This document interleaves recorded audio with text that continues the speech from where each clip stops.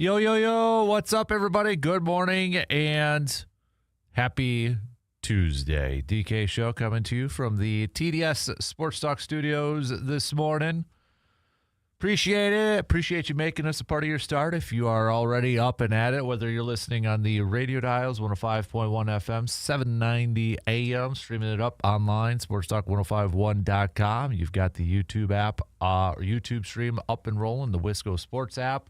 And, of course, tell your Alexa, Google devices to say, yo, Alexa, play WAYY. Multiple different ways for you to be tuning in. We've got that Shoe Doctors bullpen line rolling as well. The chats on our YouTube stream also up and rolling. So multiple ways for you to join in on the conversation.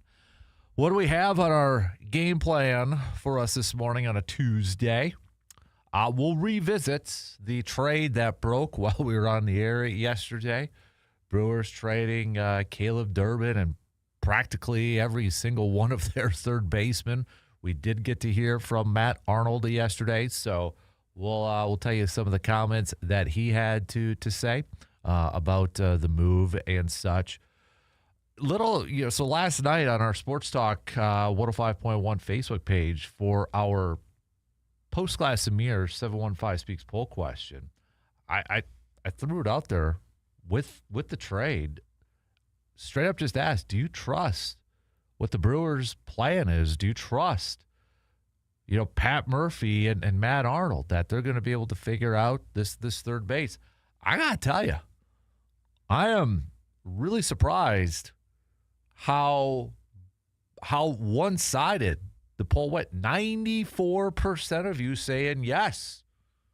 You trust Murph. You trust Matt Arnold. So I gotta say, I was like, wow. All right. That I'll be honest, that surprised me. So it kind of got my mind thinking for just kind of an informal discussion for today. All right, just kind of an informal talk, poll sort of thing. You guys have seen the movie Meet the, I'm not even going to try to say Meet the Parents, you know what I mean? Meet the Parents versus the Circle of Trust, right? Meet the Parents, Circle of Trust, wedding ring sort of thing, Robert De Niro, Ben Stiller movie. Anyways, we're going to play a little game today called Circle of Trust. I guess it's not really a game, but we have had, discussions, I think a lot in the past year about front offices, general managers, athletic directors for our, top 4 teams in the state of Wisconsin. Brewers, we have definitely talked a lot about it. Packers, heck yes, we have. Bucks as of late, oh yeah. You throw in even the Badgers and Chris McIntosh acting as, kind of like a general manager, athletic director and such. Of those 4, all right, and you look at it from different levels here. Different examples, right? Of those 4, you have to pick one. Which one would you put in the circle of trust? All right, you can look at it from different ways too. All right, you could look at it from different avenues. Take ownership out of it. I know you kind of have to factor into it a little bit, maybe with the Brewers and such, but try your best maybe to take the ownership aspect out of it. But of those general managers / athletic directors / scouting departments, front office people, those 4, if we're just looking at those 4, which one, if you had to pick one, would you put in the circle of trust? So we're going to hit that up, but you can hit me up with your picks now. I want to kind of have a little fun with this coming up maybe in the next hour and such. But back to the Brewers side of things, we'll take a look at this trade and you look at the Brewers now with some of their young pitchers. I don't know if this is by happy accident or if this is something that they really wanted to kind of focus on. But they have got a lot of dudes for pitching-wise that are controllable for multiple years. You're talking like for 5-6 years. We're talking about like they're young pitchers. So I don't know, again, if this is something that was kind of by design or by plan, or if it was just happy accident and such. Maybe a little bit of both at that point. But yeah, you kind of look at Mizorowski. You look at Kyle Harrison, the new guy that's coming over. You look at some of these other pitchers. Okay. So this is a list of pitchers, starting pitchers, who are under team control for the Brewers through 2030 or longer. Quinn Priester, Jacob Mizorowski, Logan Henderson, Brandon Sproat, Chad Patrick, Robert Gasser, and Kyle Harrison is under control through 2029. That's a lot of potential. A lot of potentially really talented players. So again, their Brewers really loading up, and I saw some people kind of having some jokes or fun with this, but I think there's a little bit of truth with it too. The Brewers AAA starting rotation might be better than some of the major leagues starting rotation. So, but it does leave a big gap at third base. Let's not kid ourselves. It does leave kind of a big question mark. And we'll go through some of the comments from Matt Arnold and what he had to say about the trade yesterday. So we'll hit that up. Bucks-wise last night, they had a nice first half, solid first half against the Orlando Magic, but then things really cooled off, and they ended up falling 118-99. So Bucks can't get that winning streak up to 4 games. They'll have a rematch tomorrow, and then still in Orlando against the Magic. And then they've got the OKC Thunder after that. Then we've got the All-Star break. So, but we'll talk some hoops. Speaking of hoops, we got a huge college basketball game tonight for the Badgers. Badgers taking on 8th-ranked Illinois. Tip time around 7 p.m. So huge. Illinois is coming off of a loss against Michigan State. Wisconsin's coming off of a loss against Indiana. Big stretch this week for Wisconsin because they've got Michigan State also on Friday. So can Wisconsin add another signature win this week, whether it's Illinois or Michigan State? We'll talk to RJ Cardinal, our Badger guy, coming up in the 8 o'clock hour. We'll hit up that game for tonight's game and Friday's game and throw in some hockey talk and such. So, plus we'll get his thoughts on Luke Fickell requesting not to have that extension and such on his contract and get his thoughts on it. But plenty of Badgers chat with him. We also have Marquette's in action. Marquette men's basketball's in action, taking on Villanova tonight at 6:30. So what else do we have on the docket here this morning? It is a Toyson Ford Grind My Gears Tuesday. So what is grinding your gears? Maybe you are in the minority of our Post-Glass and Mirror 715 Speaks poll question about the Brewers, and maybe the Brewers right now are grinding your gears. But what else is grinding your gears? Get it off your chest. Feel better about yourself, and let us know. Make it appropriate, and we'll throw it out for the rest of the listeners and the rest of the armchair MVPs out there. So we'll do a little bit of that. We have the Hy-Vee Gamechanger. So give me your picks for Gamechanger. It could be a player. It could be a play.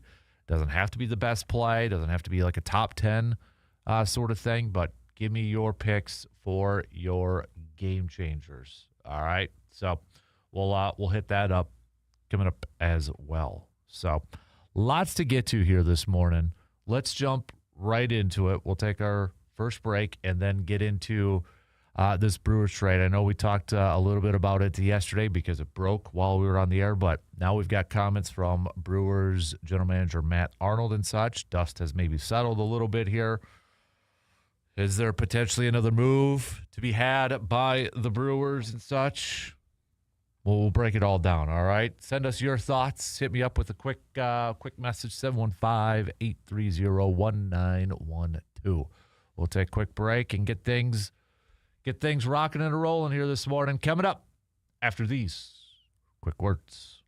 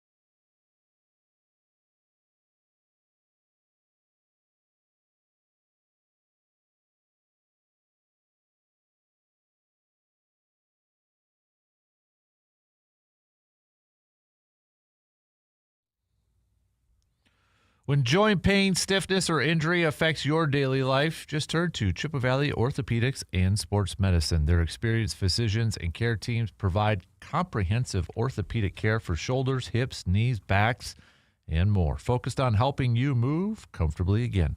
From diagnosis to treatment and recovery, you'll receive personalized care close to home. Learn more or schedule an appointment online at cvosm.com.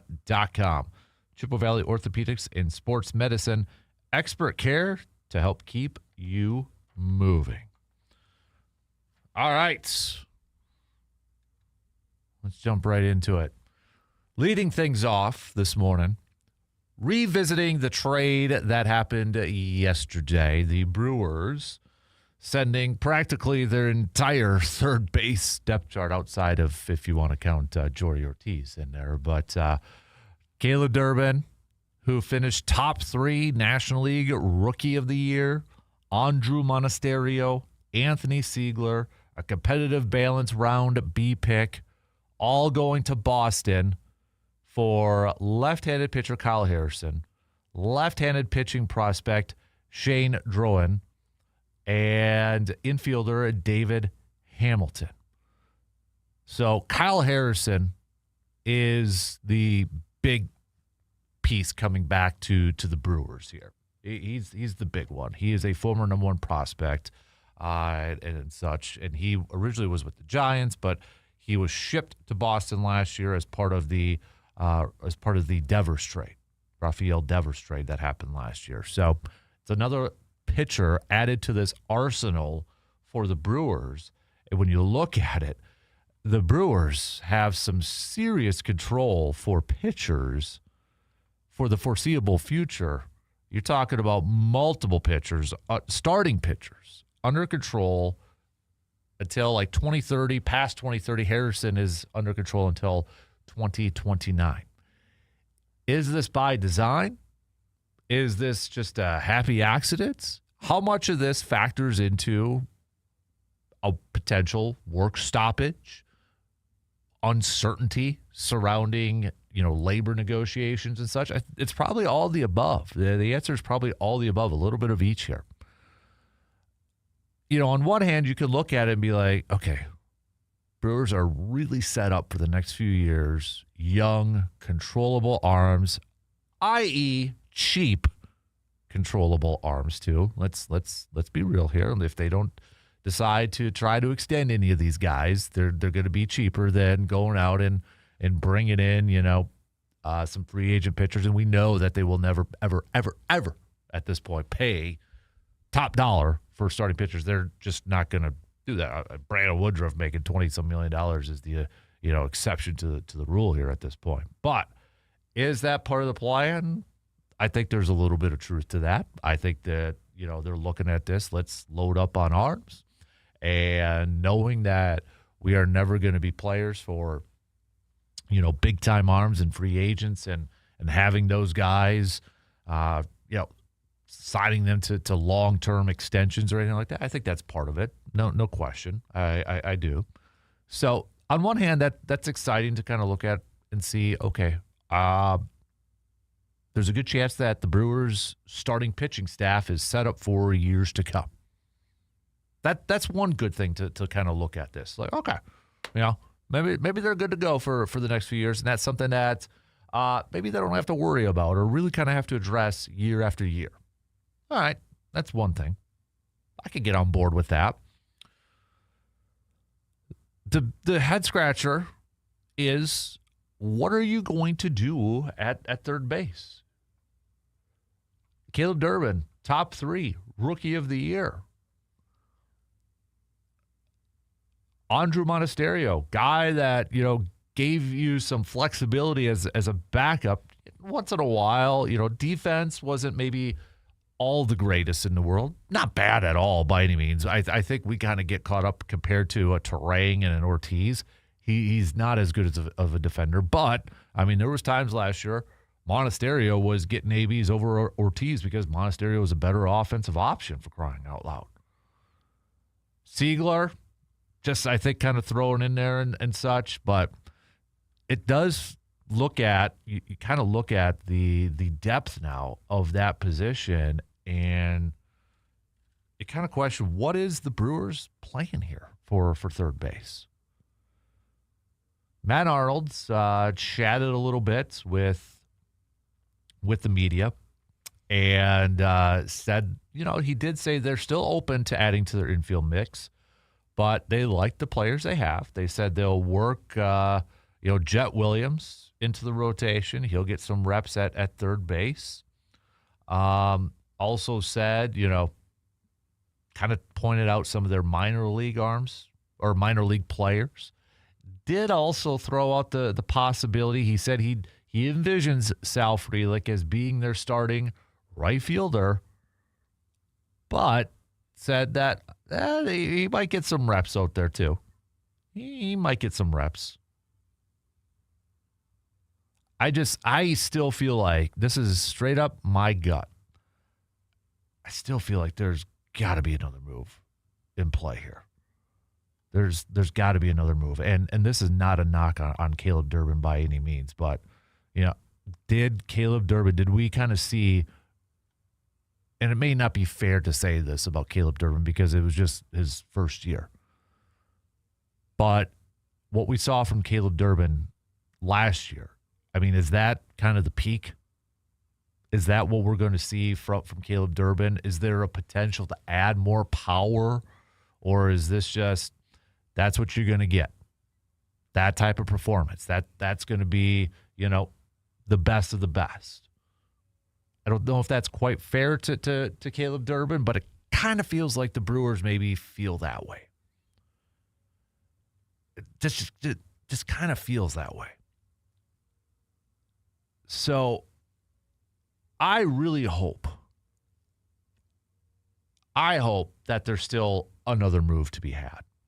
I hope that they're not just kind of using this offseason and using this season as, all right, we're going to load up on some younger arms and kind of really plan for the future. Because right now the future looks really good when you look at the potential of their starting rotation. But this is also a team that is coming off of back-to-back division championships, coming off of 97 wins, coming off of a manager winning Manager of the Year back-to-back years. And I get that there's questions and unknowns surrounding the next season with labor negotiations and such, but I hope we're not going to go into this season without addressing from the outside a third base option. Yeah, Tyler Black could be there, but they've been really kind of training him at first base, and there's been some questions about can he handle third base at the major league level? I think, Brock Wilken isn't quite ready to get there, but, he's a potential power option over at third base, the Wake Forest product. Don't think he's going to be a major league ready guy this year. So I hope there's me selfishly as a Brewers fan would love to see another move to be had at that third base. But if you roll with Jet Williams playing at short and Joey Ortiz at third or vice versa, yeah, you're bringing in another guy, another infielder from the Red Sox and David Hamilton. But again, it's like doesn't probably get people too excited. Matt Arnold, some more comments from him yesterday saying, obviously this was a big trade for us and something that we've looked at for a while. When you tie this to a deal like Freddie Peralta's that we made recently, our ability to add multiple arms, young arms, and controllable arms is something that's really exciting for us. So again, kind of the question we were throwing out there. Sure sounds like this was by design to really load up on some potential starting pitchers for the foreseeable future. More comments from Matt Arnold saying, certainly we're going down multiple infielders in this trade, but the ability to access on top of Jet Williams, somebody like a David Hamilton who plays the way we love to play, a very exciting, athletic, good defensive player, along with the infield depth that we have in the system coming, it made a lot of sense for the Brewers. There's just a lot of these types of guys coming in, we feel like in our system, that can absolutely handle the left side of the diamond and have really high upsides. So we feel like we have the ingredients now to weather the loss of somebody like Caleb Durbin, who obviously meant a lot to our franchise. But we feel really good about the infield depth, both now and the future as well. So maybe one of the wild cards, and the guy that probably isn't getting talked a whole lot about is Druin, the other pitcher in this deal. He spent 2025 at high A, went a little bit in Triple A. Probably, I don't know where he's going to be at. He's not going to be at the major league right away, I would imagine. But been seeing some people smarter than me kind of talking about that might be kind of a gem or a wild card pick for this Brewers team. Like, watch out for this guy. Getting him into that Brewers pitching lab, that Brewers system, that could be a home run acquisition by the Brewers. So you kind of, throw that in here too. I guess I like the move now that we're almost 24 hours removed from this. I like the move in the sense of, okay, you're setting yourself up for some deep starting pitching for the next few years where we don't have to, get into these situations about trying to find a veteran and signing a guy or, maybe having to answer the question about whether you're going to trade a guy like Freddie Peralta and such. So I like the thought. I like the idea of, okay, we're set for starters for a while now. We're good there. I still have questions. I should say I probably have a little bit more of a question mark now with the lineup, the offensive lineup. Because you've got, I think, David Hamilton, yeah, he fits what the Brewers do. He's a speed guy, good defense. I think he'll lose a little bit, though, in terms of batting average and OPS. And you drop down, even though it wasn't much, but you probably dropped down a little bit more in power, too. So, the projected lineup here, you got a Jackson Chourio, you got a Bryce Terang, William Contreras, Christian Yelich, Andrew Vaughn, Sal Frelick. I think those six are probably the locks. After that, and those six, maybe not Tuna, because I think a lot's going to depend on what version of Andrew Vaughn you're going to get this year. But then you got Garrett Mitchell, still kind of an unknown. Can the guy just stay healthy? Joey Ortiz, is he going to bounce back from an offensive standpoint this year? And then, David Hamilton. What are you going to get from David Hamilton? You look back at 2024 when he played 98 games. Okay, he had 8 home runs and he hit 248s. OPS was 698, but last year in 91 games, just 6 home runs, 198 batting average, and a 590 OPS. But he had 22 stolen bases. 2024, he had 33 stolen bases. That is why the Brewers are saying this is a guy that plays the style that they like to play.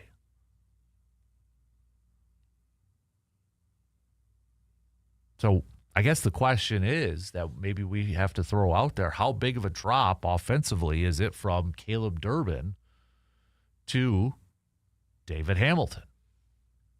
How big of a drop is it going to be in terms of production?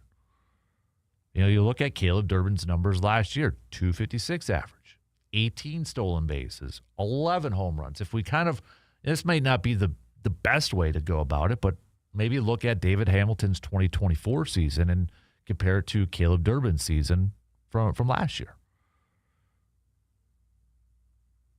Caleb Durbin, 138 games last year, 11 home runs, 53 RBIs, 18 stolen bases, average 256, OPS of a 721. David Hamilton, 98 games, 248 average, OPS of a 698, 33 stolen bases, 8 home runs. Again, the OPS is probably going to take a little bit of a hit compared to Caleb Durbin. But you're getting more speed on the base. Probably, I would imagine, as soon as that guy gets on base, as soon as Hamilton gets on, he's a threat to run. You're going to put more pressure on that defense, which we know the Brewers like to do. So you throw him in there, you throw Sal Frelick, you throw Bryce Terang, maybe even a Jackson Chourio, heck, Christian Yelich. You've got guys on the base paths now that, you could turn a single into a double and instantly go into scoring position. But the question that I think a lot of fans are going to ask is, okay, you're going to get guys on, you're going to steal an extra base and such, but do you have the hitters that can get them across home plate? And that's going to remain to be seen. So I like to kind of wrap it up. I like parts of the trade. I like the future aspects of this trade. I like the fact that we may not have to worry, knock on wood, that injuries and poor play doesn't affect this. But I like the fact that we may not have to worry about starting pitching for the next few years. But I have questions, a little bit more question marks surrounding the offensive side of things now. We know the Brewers were a team about run prevention and defense, and this trade highlights that even more. And the thing is, too, Caleb Durbin played some solid third base defensively.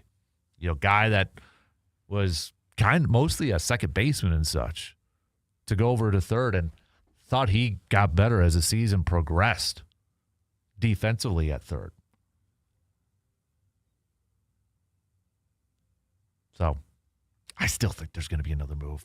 Maybe that's just wishful thinking. I wonder if there's another move or not. But all right, we got to take a quick break. We'll be back after these few words.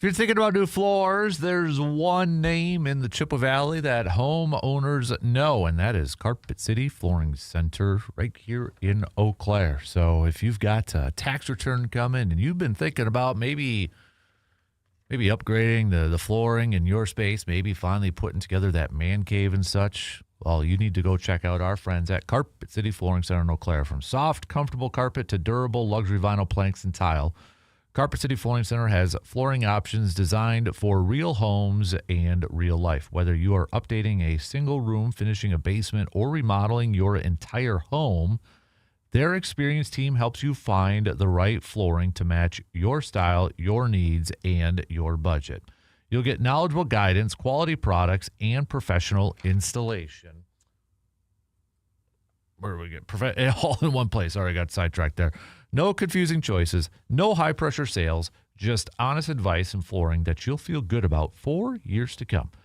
Go visit Carpet City Flooring Center today at 3109 East Hamilton Avenue in Eau Claire, and you can see the difference for yourself.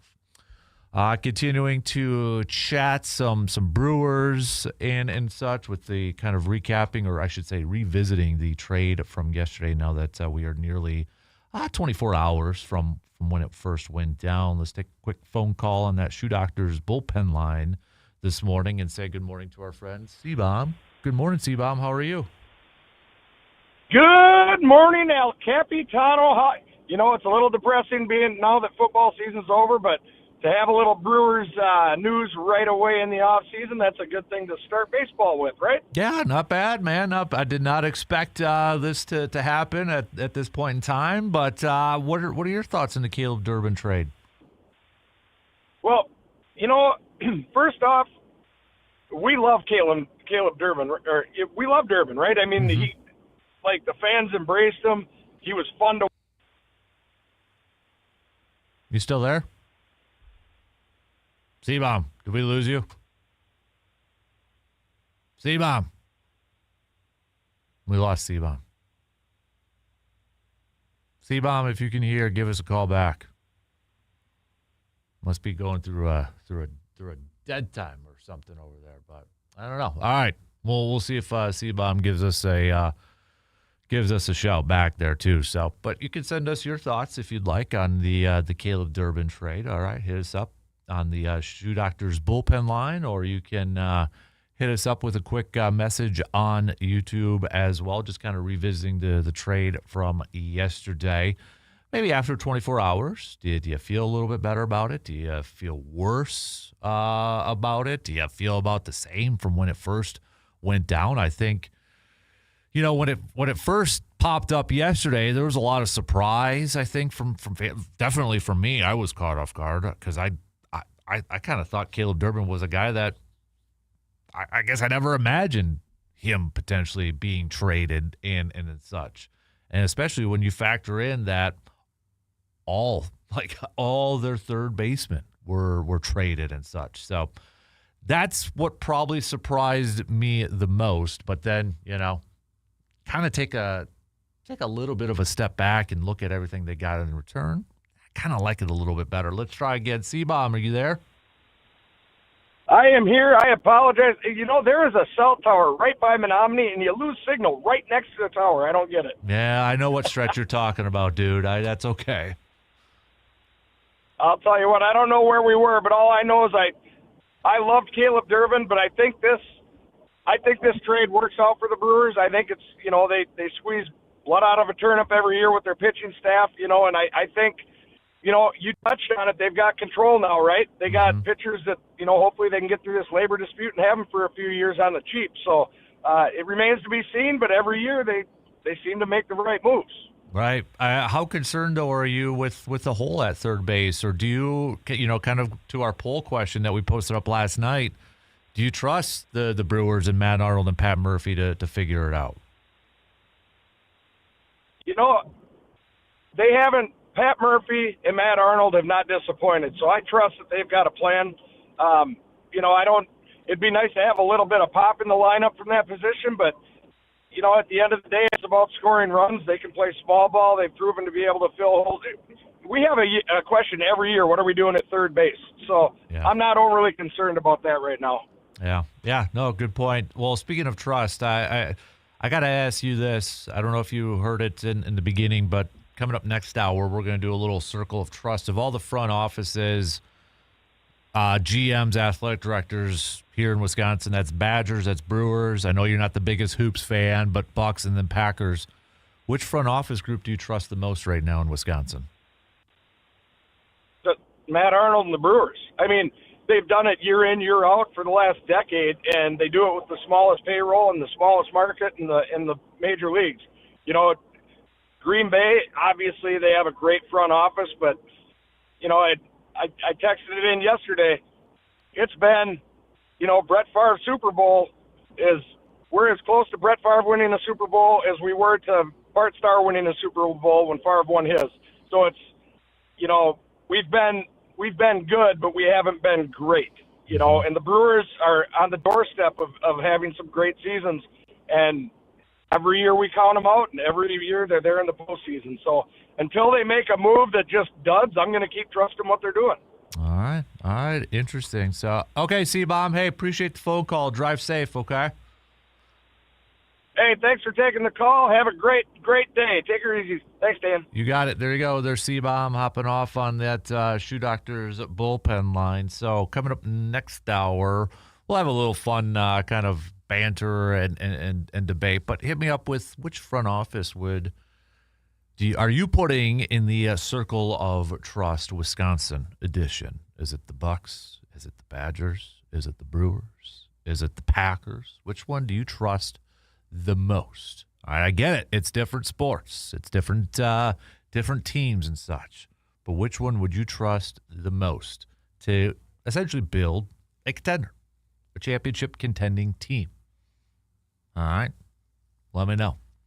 All right, we got to take another break as we wrap up the first hour. First quarter is nearly in the books already on this Grind My Gears Tuesday. Don't forget, send us what is grinding your gears. Brought to you by our good friends from Toyson Ford. All right, get it off your chest.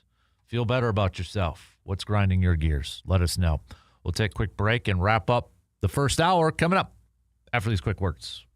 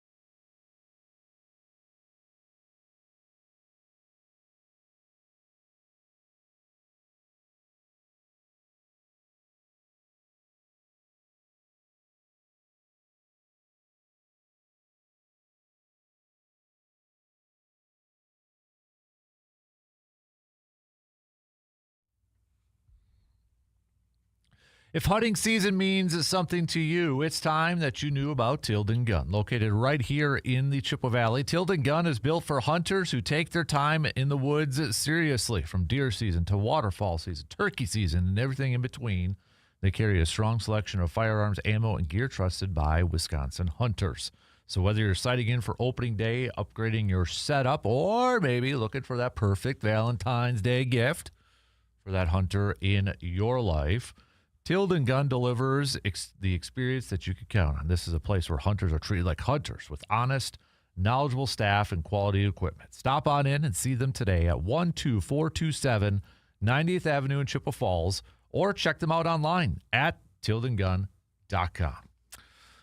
We just got a few minutes left to the top of the hour here, so continue to send us your thoughts now that we are nearly 24 hours removed from the Brewers trade from yesterday. You feel better, feel worse, feel about the same when it went down yesterday? Let me know.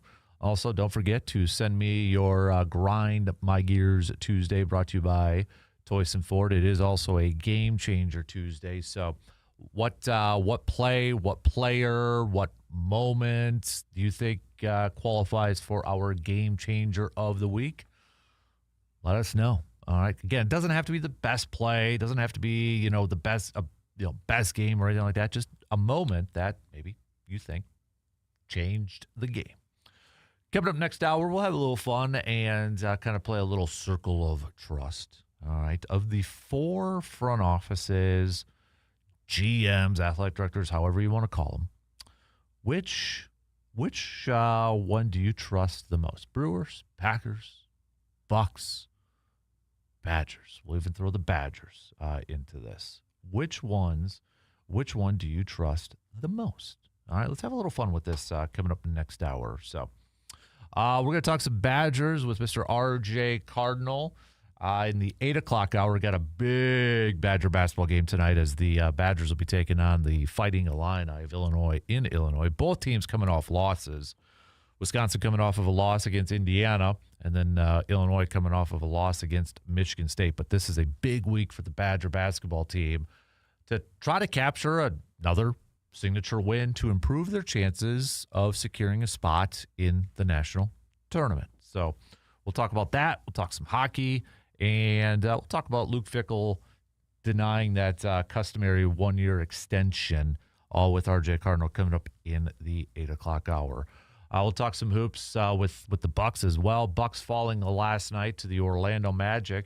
They got off to a nice first half lead. I mean, they were shooting a little bit slow, but then they came back shooting it from 3 pretty well. Kevin Porter Jr. had a great first half. Bobby Portis was feeling it too, but second half, completely different story as the Bucks falling 118 to 99. You had Kevin Porter Jr. leading the way with 28 points.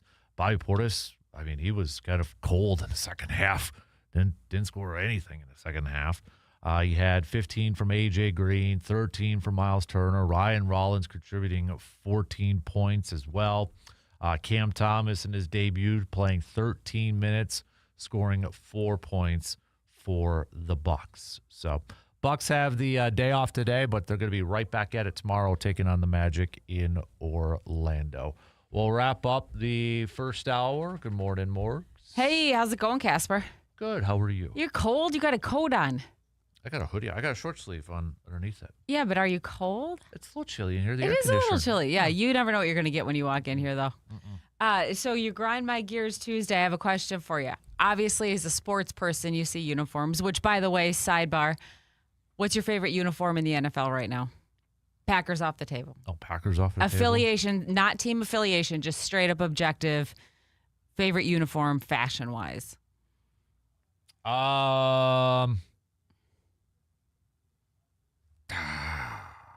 I go throwback versions? Sure.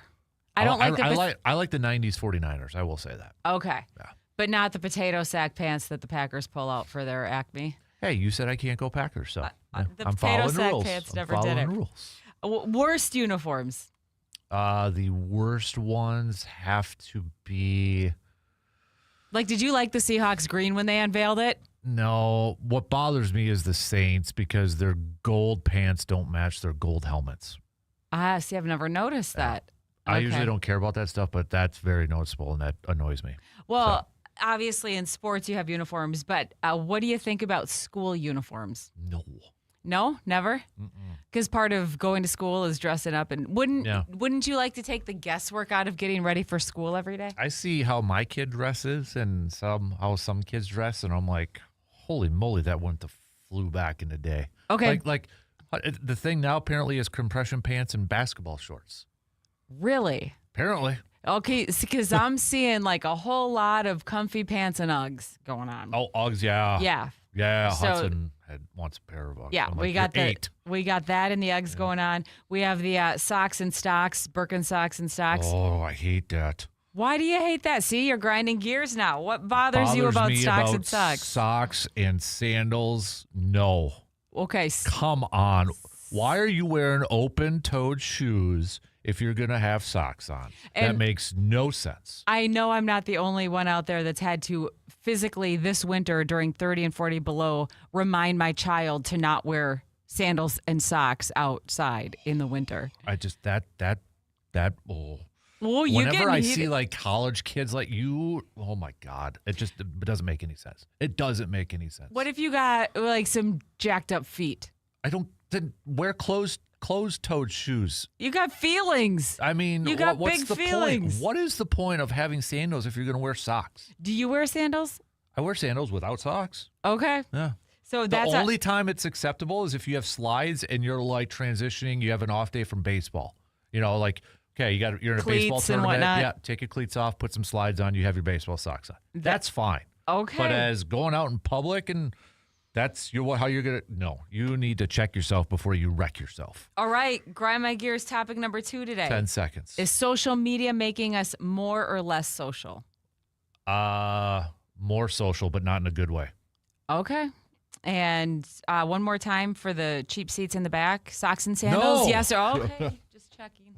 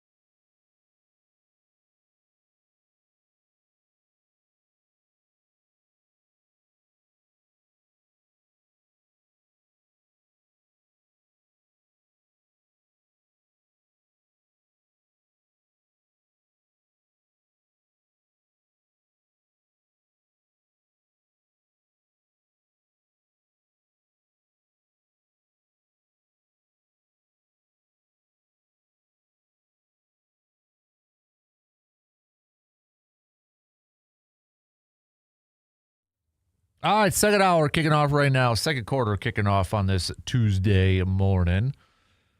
Appreciate you making us a part of your start. If you are already up and at it, we're going to talk. We'll get back to some more baseball talk here with the Brewers trading Caleb Durbin yesterday. You can continue to send us your thoughts on the topic at hand.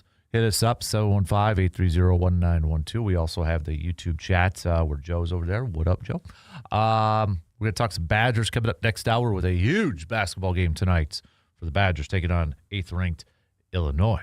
Marquette is also in action tonight as they're going to be taking on Villanova. So we'll talk with RJ Cardinal about that, talk a little hockey with him, throw a little football chat in here. What's Jolin already got for his latest bracketology as we head into tonight's game? Kind of curious to see where he's got Wisconsin. Oh, it's still not updated. Updated on 2-6. Come on now. That's not. What is it? What does it say here? Does he do it? While our Tuesday and Friday bracketology updates allow us to look at. Okay, so maybe we're gonna have one later today. I don't know. Monday. No. Oh, yeah. Okay. I was hoping it'd be a little updated, but anywho, we'll talk some Badgers in this game with RJ coming up next hour. So, as we were saying a little bit earlier, too, the Bucks falling last night to the Orlando Magic after a good first half, drop in the second half. So, they'll be back at it against Orlando in Orlando tomorrow. So, let's kind of combine all of our sports into one. So if you're listening in the first hour, we're talking, I kind of want to play a little game that I want to call Circle of Trust. All right. I want to play, essentially, we've talked a lot. Okay, let me back up here. Calling it Circle of Trust. I want to play a game called the Circle of Trust. Yes, I'm ripping it off from the movie Meet the Parents and such, but I feel like, no, this just could be me. I feel like in the last year, and I mean, we talk about front office moves and general manager moves all the time in the sports world, but I really feel like in the last year or so, when we look at our top 4 teams, franchises in the state of Wisconsin the last year, I really feel like we've talked about or questioned some of the moves that these 4 entities have made, maybe more than we do on average. You look at, Wisconsin. Let's start with the Badgers and Chris McIntosh. Chris McIntosh has been under the microscope for quite a bit, right? So, more so for the football program, and, the decision with Luke Fickell, you look at women's basketball and such, et cetera, et cetera, et cetera. Obviously with NIL going on and that has been under the microscope. We've obviously talked a lot about the Bucks here recently and probably will continue to do so surrounding one Greek freak, Giannis Antetokounmpo. We just got done talking about the Brewers. Brewers have been a topic of conversation front office-wise for the last for a long time now. David Stearns, Matt Arnold, et cetera, et cetera, et cetera. But it's fresh in our mind now, too, with the latest trade. And, of course, Green Bay. Every year we talk about Brian Gutekunst and the moves and such. So coming up in a little bit, I want to give more time for listeners to kind of chime in with their picks here. But coming up in just a little bit in segment 2, I want to have a little fun with this and play a little game I'm going to call the Circle of Trust. You have to pick one of those 4. Which front office, which general manager, which AD, general manager, AD, we're going to use those 2 titles, in the same breath. Which one would you put in the Circle of Trust? Meaning, which one of those 4 do you trust the leaders, the front office, the GMs? Which one do you trust the most to put together a roster that could compete and win a championship? A Super Bowl, a World Series, an NBA championship, or a national championship. Now, I get it. John Horst was the general manager for the Bucks when they won their championship. But let's kind of do current, all right? Currently, how everything is the same. Teams are structured the same right now on this Tuesday, February 10th. You're looking at the roster construction and such, and we're not looking at the past anymore. We're looking at the future. Which one do you trust the most? We've done this before with like coaches, like Q ratings with coaches. Still feel Pat Murphy's number one in terms of which coach do you think is the best in Wisconsin, or maybe you trust the most in Wisconsin. Pat Murphy's number one. Would you say Greg Gard maybe at 2? Because maybe it's between Gard and LaFleur. I think it's Doc Rivers and Luke Fickell probably a little bit further down. I'm just kind of looking at, taking away, no offense to them, but like the Mark Johnsons and the Mike Hastings and the Kelly Sheffields and all that. But if we're looking at, the money programs, the ones that garner the most attention and such, if we looked at those 4 or 5, throw a little Shaka Smart in there too for Marquette men's basketball. It may be a good debate who is number 2 right now. Pat Murphy, numero uno, and there's probably a gap for a lot of people. But we're going to focus on the front office and the general managers for our game coming up here. So I want to do that here in a few minutes, but I wanted to reset it and throw it out there to give, in case anybody's just joining in, time to let me know what your picks are. All right. I will say, from the responses that we've gotten, it's between 2. It's probably not hard to figure out who the 2 are, but it's clearly between 2 right now. And you can tell me why if you want, or just simply say, it's Green Bay. Nope, it's Milwaukee. Nope, it's the Bucks. So, little barstool banter, man cave banter. Let's just call it man cave banter for that. So, what else we got on the docket? Also, continue to send me your Grind My Gears Tuesday, your Toys and Ford Grind My Gears Tuesday, your Hy-Vee Game Changers, okay? My Game Changer, again, it doesn't have to be the top play, like a number 1 play or anything like that. It doesn't have to be that. But I'm going to go, my Game Changer is going to be, I got to go with the pick in the Super Bowl, the pick 6 in the Super Bowl. That, to me, was kind of the game changer and really put it out of reach for New England. The pick 6 that Drake May threw, that's the one I got to go with. Because any hope of New England trying to catch up and get back into that game and tie that game and such, it went out the window after that pick 6. It just sucked everything out. So that, to me, was the game-changing play. What else? Go to the college basketball world if you want. Go to the NHL world. Go to the NBA world. If you got another one, send it on over. But the pick 6 is my Hy-Vee game changer of the week. All right. We'll take our first break in the second quarter, and then we're going to play a little Circle of Trust. Coming up after these quick words.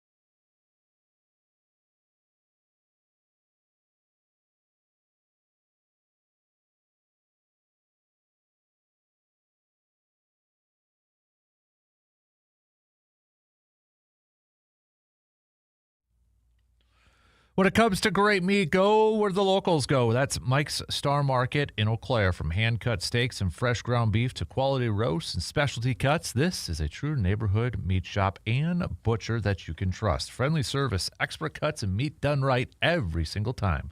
Stop by Mike's Star Market today at 2238 Heimstead Road in Eau Claire and taste the difference that a real butcher makes. Mike's Star Market, quality that you can see and flavor that you can taste. And you know what? You're going to be preparing a Valentine's Day dinner for your special someone, and they want maybe a nice steak or something like that. Go head up Mike's Star Market. All right, they'll hook you up over there. So, all right, we are going to play a little Circle of Trust. What the heck is this game? Well, we're going to take the 4 front office /GM /athletic directors in the state of Wisconsin. And I'm going to throw out the question, which one do you trust the most right now to bring home a championship? We'll make the case for both, for all of them, and make the case against all of them. And we'll let you, the listeners, decide. Now, a lot of you probably already have your picks.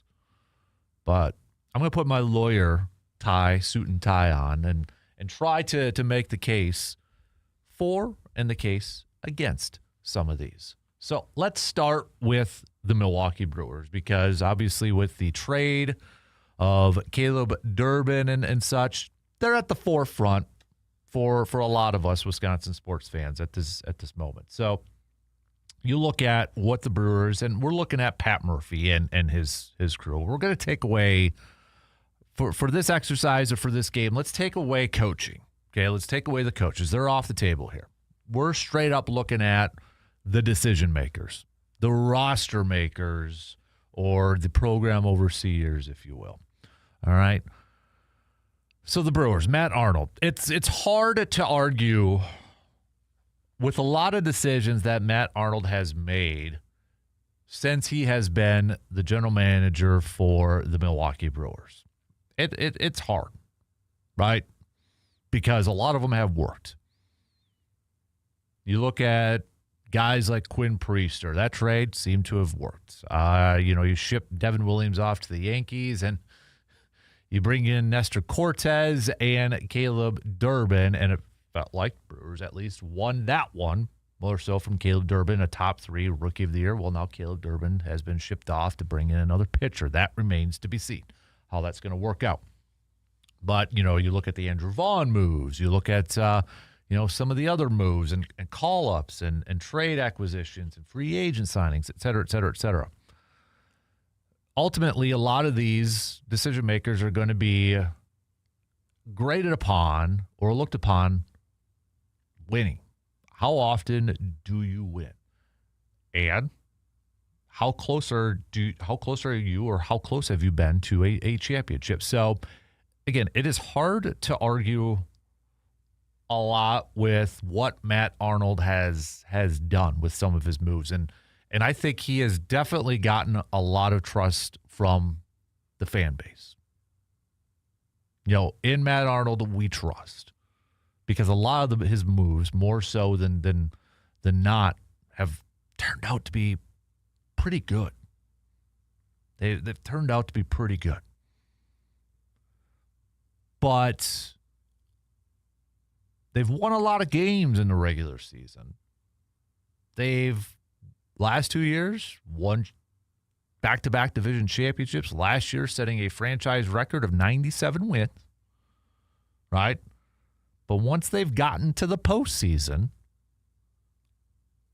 do they have a roster year in and year out that can win in the postseason? It's a roster that can win a lot of games in the regular season and get them to the postseason.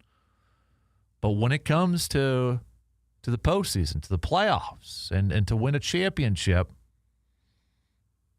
they've fallen short. Now, they finally won a series this past year against the Cubbies, but then going up against the vaunted Dodgers, you get swept. And the one criticism from the Brewers over the last few years, is, do they have enough power in the lineup? Do they have enough offense in the lineup? Do they need to add that power to compete more in the postseason? Do they need to be more active by the trade deadline to acquire some of those players?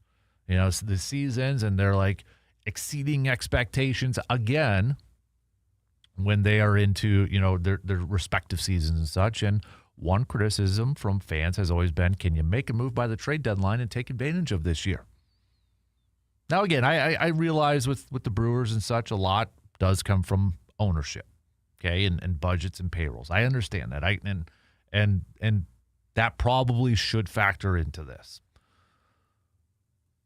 But, you know, when you look at some of the moves and that you look at priorities maybe, it seems like right now the Brewers are prioritizing long-term pitching health, long-term starting pitching health with a lot of these young controllable arms for years to come, cheap arms for years to come.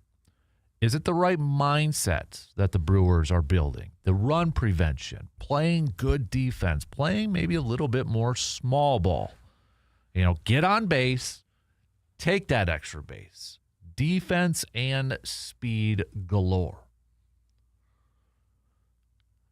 So while it's hard to argue with the amount of wins that Matt Arnold has built with his teams over the years, the amount of regular season wins, the question comes down to, is he building teams that can actually compete in the postseason, though? Is it the right path? Is it the right way? That's been a criticism from some fans over the years. You're winning in the regular season, but we want a little bit more now. It's not enough just to make the postseason anymore. We want a little bit more. We want to win a championship. We want to win a World Series in Milwaukee. We want to get back to one. A lot of us haven't experienced that. And I think for a lot of fans, it's like, no offense to 82, but can we talk about a championship winner? So that's probably the two. And it's very similar to Green Bay. You put together rosters, you win games in the regular season, you do just enough in the regular season the last few years to get to the postseason, but you fall short. And you look at the job that Brian Gutekunst has done over the last few years and look to the future. He's got an extension. He's not going anywhere. You look at last year, obviously acquiring Micah Parsons, got the fan base all pumped up. And it was a big move, something that's pretty rare in Green Bay, right? Because they value draft picks. They build through the draft. They rely on their scouting department. They rely on young talent to build that core consistently over the last few years. One of the youngest, if not the youngest rosters across the National Football League. So they rely on that talent. They've done a good job of identifying quarterbacks, for crying out loud, right? There's no doubt they've got talent. But in critical areas, have they fallen a bit short? Let's look at last year. Corners. The decision to go into the season with Keyshawn Nixon, Hobbs, and Valentine as your top three. Offensive line, the decisions that they made with that department, moving Elton Jenkins to center, signing Aaron Banks, moving Jordan Morgan all across the board. So Milwaukee and Green Bay, I think you could make the case they're very similar in terms of they can win you games to get to the postseason. But where have they fallen just a bit short? It's in the postseason. And I think a lot of Packers fans, like some Brewers fans right now, are saying it's not enough to just get to the postseason. You got to come away with championships now. That's the expectation. If you're going to call yourself Title Town, and you got these quarterbacks that a lot of teams would kill to have. You got to take advantage of it, and you got to do it now. So you could draw a lot of parallels between these two. The difference And we have to acknowledge it. The difference is money. NFL compared to Major League Baseball, NFL is operating under the same salary cap. Everybody's the same. Major League Baseball, in terms of Matt Arnold, he's kind of got a salary cap. If you think about it, he's got a budget. Whereas other teams, nah. Yeah, you got luxury taxes and aprons and such, but maybe Matt Arnold is it fair to say Matt Arnold might be just a skosh more handcuffed than Goody, even though Goody does have a salary cap, but maybe just a skosh more because it depends on what the owner is willing to spend in Milwaukee's case year by year and such. I think you can make that case. What about the Bucks? Okay, John Horst. He's the man over there. You look at it. Yeah, he has brought a championship to Milwaukee. But since then, there's been a lot of shortcomings. There's been a lot of roster turnover surrounding Giannis, right? Doing this to make Giannis happy. Doing this to try to bring in, more talent, whether it was Dame or this offseason with Miles Turner, trying to do something to get another championship in Milwaukee while Giannis has been there. And I think for, Brewers fans, I think it's fair to say what they're seeing John Horst and the Bucks do, they kind of like the Brewers at times. Not everybody, but they'd like the Brewers to do it because one thing Brewers fans have said over the years, some of them have said, can we just push our chips in the middle for 1 year or a couple of years? Can we just be aggressive in the offseason? Can we do this just to try, just to push that needle a little bit, just try? Bucks have done that. A lot of the moves haven't worked out. But for a lot of people, they'll say at least they tried instead of standing pat. So, there's cases for that and cases against that. There's definitely, you look at it, hindsight 2020 for a lot of these moves from the Bucks, that didn't work out. Dame didn't work out at the time. Were you all excited? Were we excited? Heck yeah, it made sense. Like, okay, Chris Middleton, kind of injuries catching up and such. He's, not the Robin to the Batman. The Bucks need another scorer to pair up with Giannis and not completely rely on Giannis. It looked like Dame was going to be that guy. It didn't work out. And now you look at the decisions that they've made, whether to make Giannis happy or to try to be uber aggressive to get a championship, and they're kind of in a hole right now. Yes, they've kept Giannis. They have not succumbed to public or media pressure to trade Giannis. And who knows what's going to happen this offseason. But going forward, we're not looking at the past.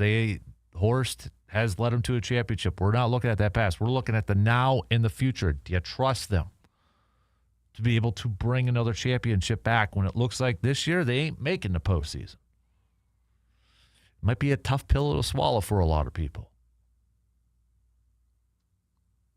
And then you've got the Badgers.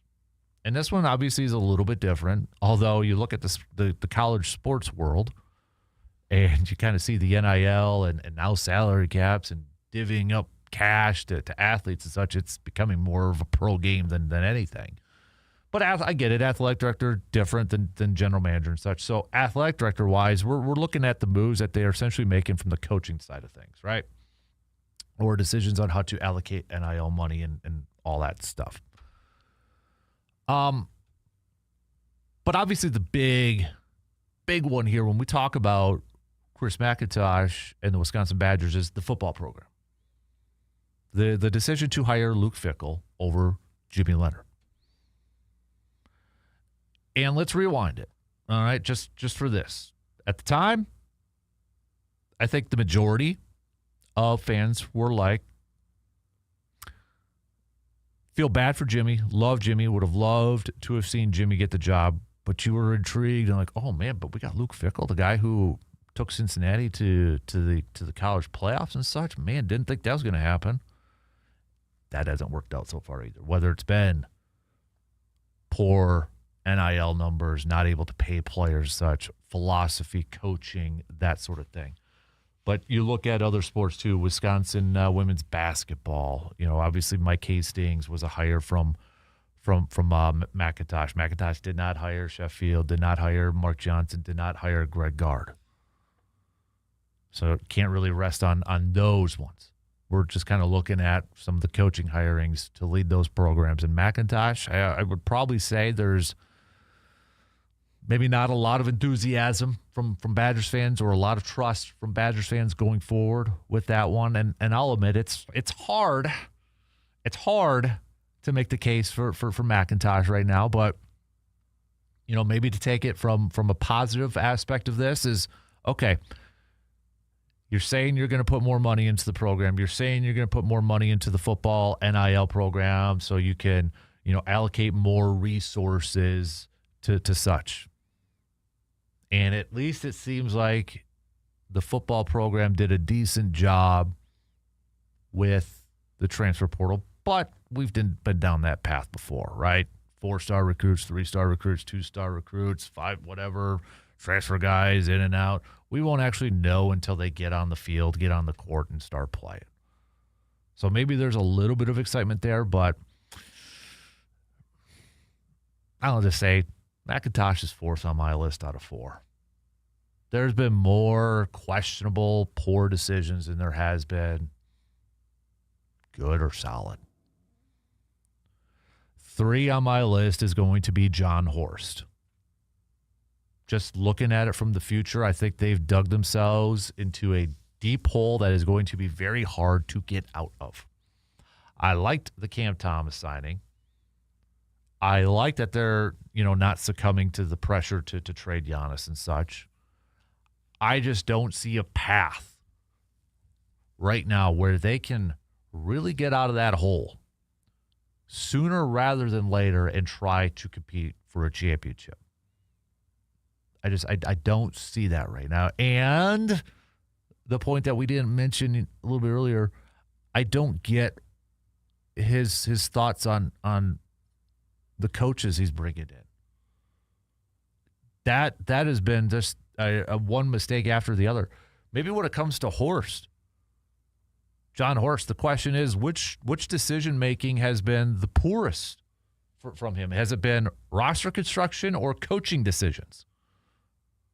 Which one? That's probably a debate in itself. And for whatever reason, they're, still holding on to Doc. And I don't right now trust them to maybe look at the coaching department and maybe think about reevaluating that. I don't trust them at this point. So John Horst is number 3 for me. So then you've got 2 franchises who I think are very similar in a lot of ways in terms of their success recently. Winning games in the regular season, getting to the postseason, but falling short in the postseason. That's the Brewers and the Packers. Honestly, and I'm a little surprised, I'm going this way. Number 2 is probably Goody and the Packers, and number 1 is Matt Arnold. And I say that because while I loved the Micah Parsons trade, and that was a home run, that is we are serious about winning a Super Bowl now. We're serious about this, and we're going to go for it.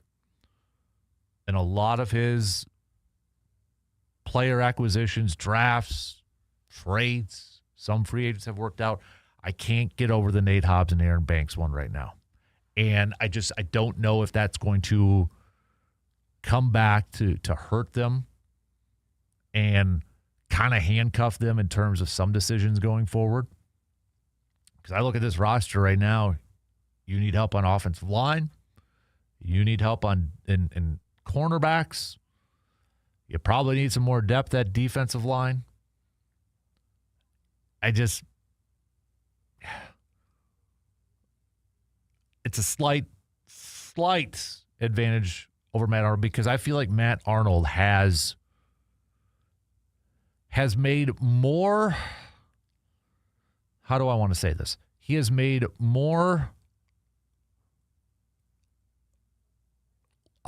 less splashy moves that have really worked out. Like his moves, we didn't know anything about Quinn Priester, and all of a sudden Quinn Priester wins you double-digit games. you know, these other moves and these other players, you know, the Andrew Vaughn pickup, trading Aaron Savali for Andrew Vaughn. It's like, okay, who, what, whatever, and then ends up being a big-time player down the stretch. Now, could they have predicted that to happen? Probably not. But there's been some moves. It's like, who, what, why? Oh, that actually worked out. So I think just by right now on February 10th, 2026, the general manager that is in the circle of trust for me, if I had to pick one, it's Matt Arnold, because his moves have, I would say, more times than not, worked out. And I'm willing to see this one play out with the Caleb Durbin trade. Goody's close. I think this is going to be a big year. This is going to be a big offseason for that. John Horst and Chris McIntosh are on the outside. They're not in that circle yet. They're not in that circle of trust. Matt Arnold gets my trust right now. The trade caught me off guard, I think, like a lot of people. But given his history and just kind of his resume so far, I'm willing to see this one play out. Goody's close. It's just some of his outside of the Micah Parsons decision, the trade for that, some of the other ones have been kind of, that's what's giving me a little bit of pause.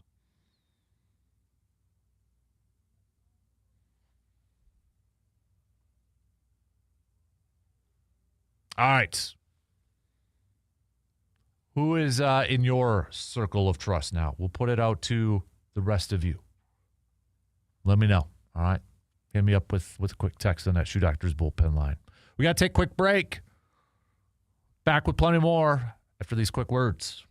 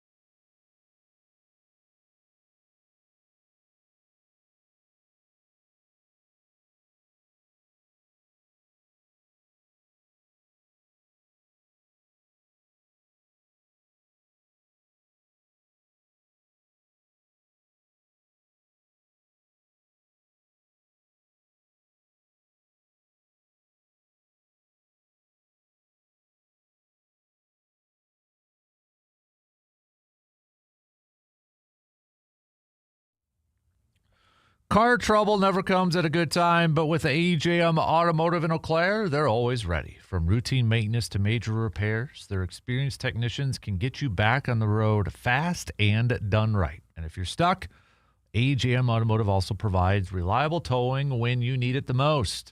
Save this number right now, 715-835-9523. That is 715-835-9523 for AJM Automotive in Eau Claire. And don't forget, so they're located at 1919 Brackett Avenue, but another location is opening up for AJM Automotive this week. They're open up. So 1627 Bellinger Street. All right, 1627 Bellinger Street. Do yourself a favor. Go log on to your Facebook. Look up AJM Automotive. Follow their Facebook page for more details and such. But starting tomorrow, too, because grand opening is going to be tomorrow, February 11th, for AJM Automotive. Starting tomorrow and then Thursday, and then wrapping it up on Friday, we're going to give away some oil changes from AJM Automotive. So big thanks to John and the crew for that. Make sure you're tuning in tomorrow when we give away our first one. All right. Do a little trivia with it. So it looks, and again, from some of the circle of trust questions, it is between the Brewers and the Packers. And honestly, it's probably about 50-50. It's probably about 50-50. Maybe if I had to go slight advantage to the Brewers. And I'm not surprised. I'm not surprised that's kind of where the voting has gone, or the thought process has gone with that. Because I think there is definitely a lot of frustration with where the Bucs are at. Yes, they've kept Giannis, but should they have another championship on the way? Or should they have had another championship? Probably. You can make that case. Definitely a lot of frustration when it's come to the Badgers, specifically surrounding the football department. So it makes complete sense. That's where some of the voting has gone so far. But keep them coming if you'd like. All right, make your picks. I mean, I could go through all of them, but we got quite a few here, and I'll just kind of tell you, I would say it's really close to 50-50 if I had to give an educated guess, maybe slightly in favor of the Brewers here. But hey, if anybody wants to make the case for the Bucs or the Badgers, please do so. All right, I'd love to get that. I'd love to get that input too. So, speaking of the Badgers, we're going to talk with RJ Cardinal coming up next hour. We'll talk some Badger hoops. Big game for the Badgers tonight. Big week for the Badgers. An opportunity for them to add another signature win to their resume. Got 8th-ranked Illinois. You got Michigan State coming up on Friday. So another chance for the Badger men's basketball team, hopefully to rebound after their loss to Indiana and grab another signature win. So quick look at the Winter Olympics, the medal count right now. The most golds so far is Norway. They're sitting at 5 golds, but the most medals overall, Italy with 10. United States right now, 4 total gold medals, 4 total medals, 2 golds, 2 silvers. So, but a lot of time left here in these Winter Olympics. A lot more medals to be handed out too. So, but that's a quick look at your updated Olympic medal count right now with the Winter Olympics. So, all right, let's take a quick break. We'll wrap up the second hour already, head into halftime on this Tuesday morning. We'll do a little grind my gears. All right, you're toicing forward to grind my gears. Coming up after these quick words.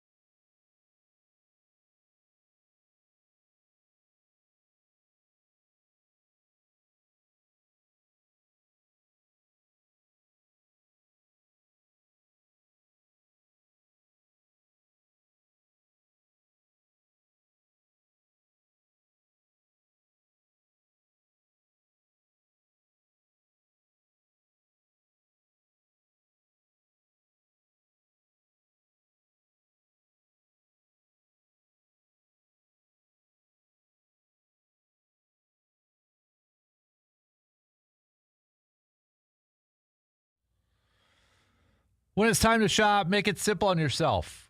Just head to Hy-Vee in Eau Claire. They got you covered from fresh produce and bakery favorites to pantry staples, household items, and everyday essentials. Hy-Vee makes it so simple to get everything you need in one stop. With friendly service, a great selection, and helpful employees ready to assist, shopping is always convenient. And don't forget, with Valentine's Day coming up this weekend, if you maybe need to grab some flowers for that special someone, check out their floral department. Maybe you're putting together a nice meal and such. You can get all the supplies at Hy-Vee or from Hy-Vee in Eau Claire. Just a few minutes left to the top of the hour, so I'll go through my Grind My Gears Tuesday here. What's grinding my gears? Presented by Toys and Ford. I'll tell you what's grinding my gears. All right. So I got issues with youth sports and such. Not everything, but there's some issues I have with youth sports. You know what I came across last night on social media? They have watch lists for 9U baseball players. 9U. That's 9 years old and younger. Watch lists across the nation. What are we doing? My kid would be in that one, and I just that boggles my mind that they have watch lists for kids 9 and younger right now in baseball. And I know baseball's not the only one. There's probably like basketball ones, and we hear these stories about colleges already recruiting teens and such, but for crying out loud, this is kind of getting ridiculous. And if you follow my Facebook page, you probably saw, I posted up the image, and I purposely cut out the kids' names on there because I didn't want to throw that out there. But holy moly, what are we doing? Like, what are we doing to some of these kids? It's just, man, I couldn't imagine. And there's got to be a boatload of cash being thrown all across the board for this to be able, but man, unbelievable. I couldn't believe it when I saw that thing last night when I was scrolling through. I think it was Instagram or somebody I don't know how it was just a happy accident, but that was grinding my gears seeing that. Ooh, it's kind of sickening. Each to their own, I guess, but no, not for me. That's what's grinding my gears. So, what's grinding your gears? Hey, you can send it on over if you'd like. All right, text it to us on that Shoe Doctors bullpen line 715-830-1912, or hit us up on the video stream. So, all right, kind of reset here as we get set for halftime. Coming up next hour, in about 20 minutes or so, we're going to chat with RJ Cardinal. Lots to catch up on in the Wisconsin Badger world. We're going to talk about tonight's big game, big-time matchup. Wisconsin taking on the Fighting Illini of Illinois. So we'll talk about that. We'll talk about the loss to Indiana. We'll throw a little hockey talk in there. We'll get his thoughts on Luke Fickell asking to not put the customary one-year extension on his deal. So plenty of Badgers chat coming up with RJ. We'll get back to some more Brewers talk like we had in the first hour. Now that we're about 24 hours removed, 24 hours later from the Caleb Durbin trade. If you haven't given us your thoughts, your analysis yet on that trade, and you want to chime in, send it on over, all right? Please do so. Want to get your thoughts. Do you feel better about it? Do you feel worse? Do you feel about the same from yesterday? What is it? All right. I want to hear from you. So we'll get back to some more Brewers talk coming up in the next hour as well. We already talked some Bucks. Bucks falling last night to the Orlando Magic, not able to extend their winning streak to 4 games. Off night tonight for them. But they'll be back in Orlando tomorrow, maybe hopefully starting another mini winning streak there too. So we'll throw some hoops chats in there too. So maybe throw a little more football chat here. We haven't really, outside of our little circle of trust game, we haven't touched on football a whole lot. So, all right, 2 in, 2 more to go. It's halftime. We got some news updates, but we'll be back to kick off the third hour in just a couple minutes.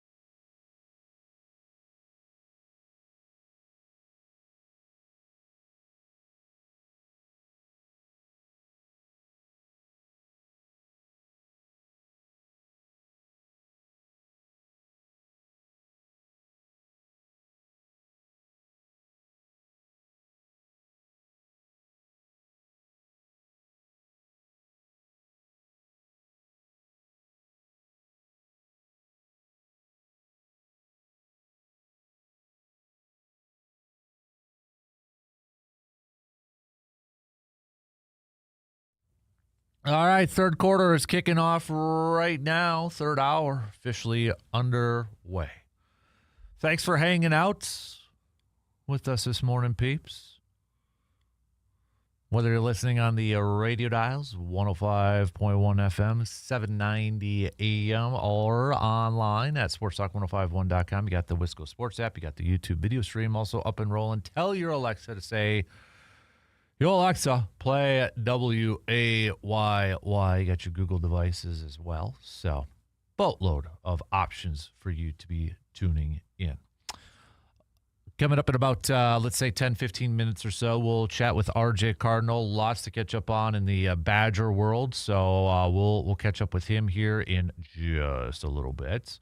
We'll get back to some more Brewers talk as we are about 24 hours removed now from the Caleb Durbin trade. your thoughts, and do you agree with the majority of voters on our post-Glass and Mirror 715 Speaks poll question? 96% of you, when we asked, with the Brewers trading Caleb Durbin and nearly all of their third basemen, do you trust the Brewers' plan for third base, whatever it may be? 96% saying, yes, you do. Completely lopsided. I will be honest, I did not expect that. I did not expect it would be that lopsided. There is a ton of trust amongst Brewers fans, at least the ones who have voted, in Matt Arnold and Pat Murphy. I put both of them on there. I don't know if I removed Pat Murphy, if we just said Matt Arnold, would it be the same? If I removed Matt Arnold and just kept Pat Murphy, would it be the same? Would it dip down a little bit? But it sure seems like Brewers fans believe in the dynamic duo of Pat Murphy and Matt Arnold to figure this out and to lead the way. I like the optimism. I do. And I hope they can figure it out. But, yeah, I mean, we just did our little game of Circle of Trust. So you kind of look at it, and it's hard to not trust Matt Arnold and Pat Murphy from over the last couple of years and such, for some of the moves that they've made and the talent and the play that they've been able to get out of a lot of these players and such. So it's not really, hard to kind of trust those guys to lead the way, because they've proven that they can do it. So, but if you want to be in the minority, or you are in the minority, and you're like, let me know. Why or why not? So we'll get back to some more Brewers chats coming up a little bit later on here. We'll throw some more Bucks talk into this too. Bucks falling last night to the Orlando Magic after jumping out to a nice first half. They're shooting the ball well to close out the first half, and then they came out cold. So not able to extend that winning streak to 4. They'll be back at it tomorrow when they revisit the Orlando Magic. Bucks still 2.5 games behind the Charlotte Hornets for that final playoff spots, that 10th spot in the playoff chase here. But we got a game against Orlando, then on the road against Oklahoma City on Thursday, and then we've got All-Star break. So that's coming up here too, which kind of maybe flying a little bit under the radar, but I don't know how many people, again, when it comes to All-Star games and such, how many people will actually follow and maybe even care about that. So, but might throw a little Green Bay, little football chat in here too. So, with the Raiders officially announcing already Kubiak as their head coach, I think from a Packers side of things now, Seattle's going to be looking for their new offensive coordinator. And could it be Adam Stenavich? Adam Stenavich, who interviewed for the job last year, apparently interviewed well. Saw some reports saying that he was even a finalist. Could the Super Bowl champs be revisiting that? Are they going to maybe promote from within and try to keep some continuity from their offense? And another way of maybe stopping Clint Kubiak from poaching a lot of their assistants and such. Something to maybe kind of keep an eye on for the next week or so. But I would imagine if, that they don't hire Stenavich and such, it's probably right now pretty safe that he's going to be back in Green Bay as the offensive coordinator. But kind of maybe keep an eye on Seattle and a potential Adam Stenavich move there. Maybe this could be another poll question, but I'd be curious to see the amount of Packers fans that wanted a change, or do you think it even matters at this point if it doesn't come with play calling duties? So, but we'll throw maybe a little football chat in here too, because there is a good piece from Matt Schneidman that I completely agree with on him from The Athletic, where he makes the case that Jordan Morgan has to spend the majority of time in training camp, preseason, the offseason, training at left tackle instead of training at other positions as well. I completely agree with it, but we'll hit that up coming up here in just a little bit. So continue to send me your Toys Ford Grind My Gears Tuesday. What is grinding your gears? We have Ben saying what's grinding my gears. Not that I don't trust Matt Arnold and the Brewers, but it's grinding my gears that they don't believe in bringing any power to the lineup. Please make a move at third base to bring a power bat. Tim says what's grinding his gears. What's grinding his gears is Brewers fans that are complaining about this trade. Let's trust Matt Arnold and Pat Murphy. They have done nothing but exceeded expectations the last couple of years. Let's have a little faith that they know what they're doing. Sam, not Surveyor Sam, a different Sam, kind of echoing the same thing here. What's grinding my gears is Brewers fans not looking at the bigger picture with this trade. The Brewers are set for starting pitching for many years to come. It'll be in a position that they won't have to worry about in the coming off seasons. Another grind my gears was a little bit earlier. It was from, let me see if I could find it. It was from Chris. What's grinding my gears is the inconsistency of the Bucks play, taking the lead at the half in their game last night, and then coming out in the third quarter, getting outscored by 16 points and cold, especially Bobby Portis in the second half. The inconsistency from the Bucks this year has been mind-boggling. So those are just a few Toys and Ford Grind My Gears Tuesdays. Continue to send those on over. Game Changers are Hy-Vee Game Changers as well. Who was the player? What was the play that changed the game? Change an outcome of the game, change the flow of the game, whatever the case may be. A couple of you also highlighting the pick six in the Super Bowl. We had Brad that chimed in, said game changer was the overall Seattle defense just pinning their ears back and going after Drake May. Completely changed the game from the beginning all the way to the end. So, all right, yeah, good. I can't argue with any of those. Can't disagree with any of those. So keep those coming too. All right, let's take a quick break, and we're going to chat some Badgers with Mr. R.J. Cardinal. We have lots to catch up on, so let's do that right now. Quick break, and we'll be right back in just a couple minutes.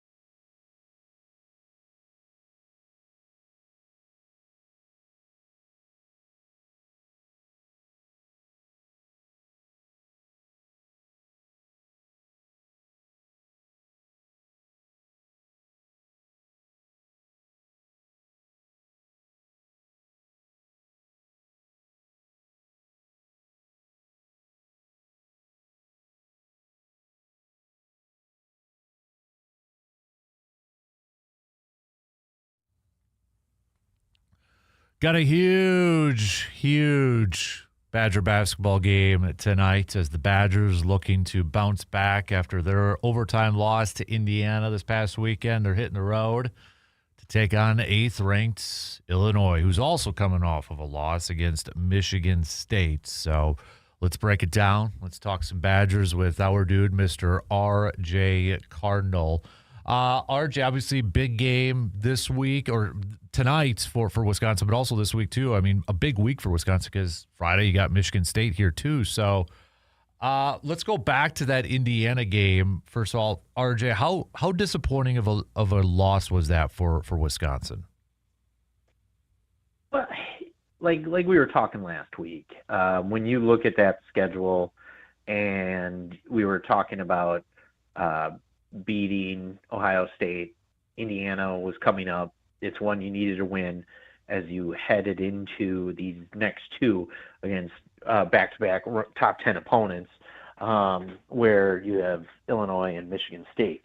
So it was kind of imperative to, getting that record to be above 500 in conference to take that one from Indiana. But, after some questionable refereeing, and you don't always want to blame it on that, but I mean, I think for the most part, anybody on our side of the spectrum for fandom will say the refs kind of blew the game there near the end and into overtime. Now, after rewatching some of the last few minutes of the game, I will say the Blackwell foul at the end, I guess by the rule book, giving somebody a flat tire is a foul, whether it was an intentional or not.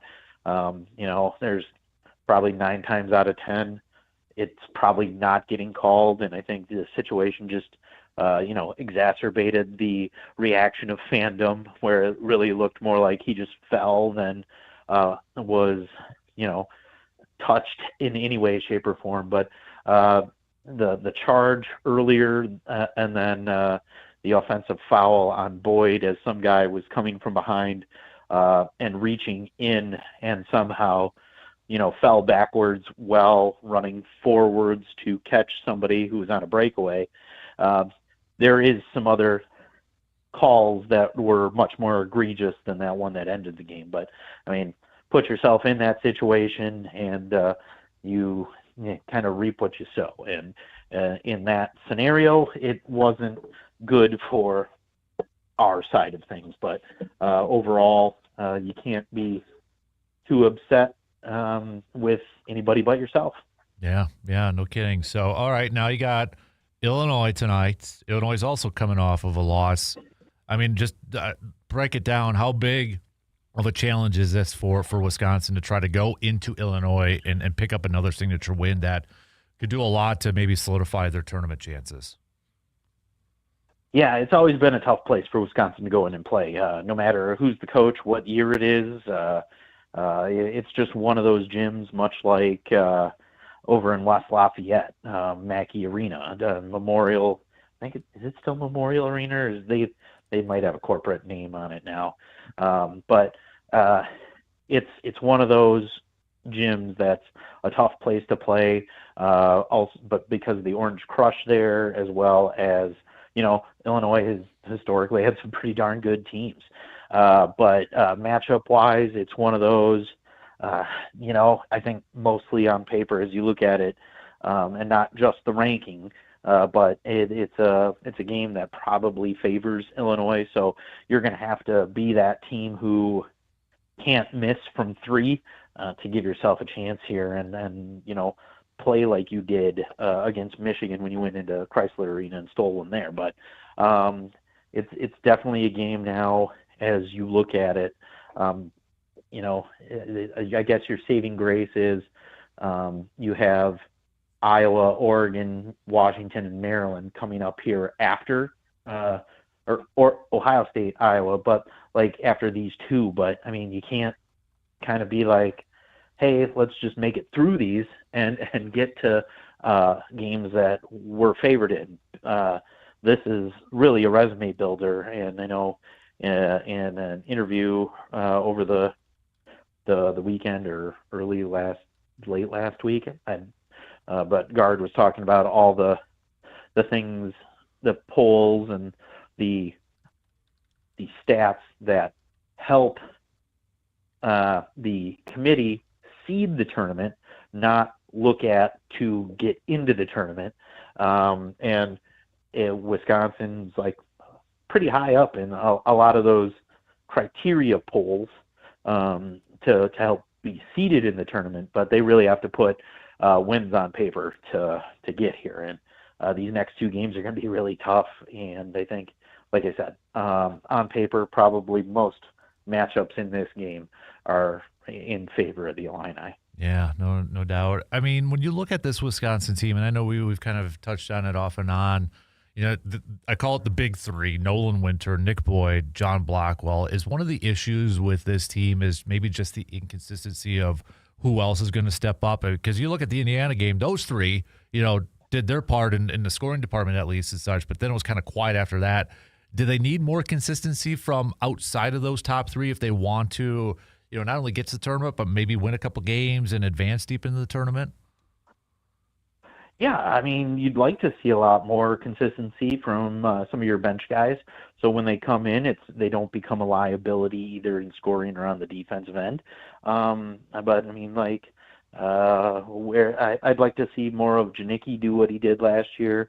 Austin Rapp have a game like he did at least in the first half against was that Minnesota last week where he scored 19. Bill Auskis, have more consistency out of him. I mean, you get those three guys to be a little better. They'll get more minutes, but right now they're not earning those minutes.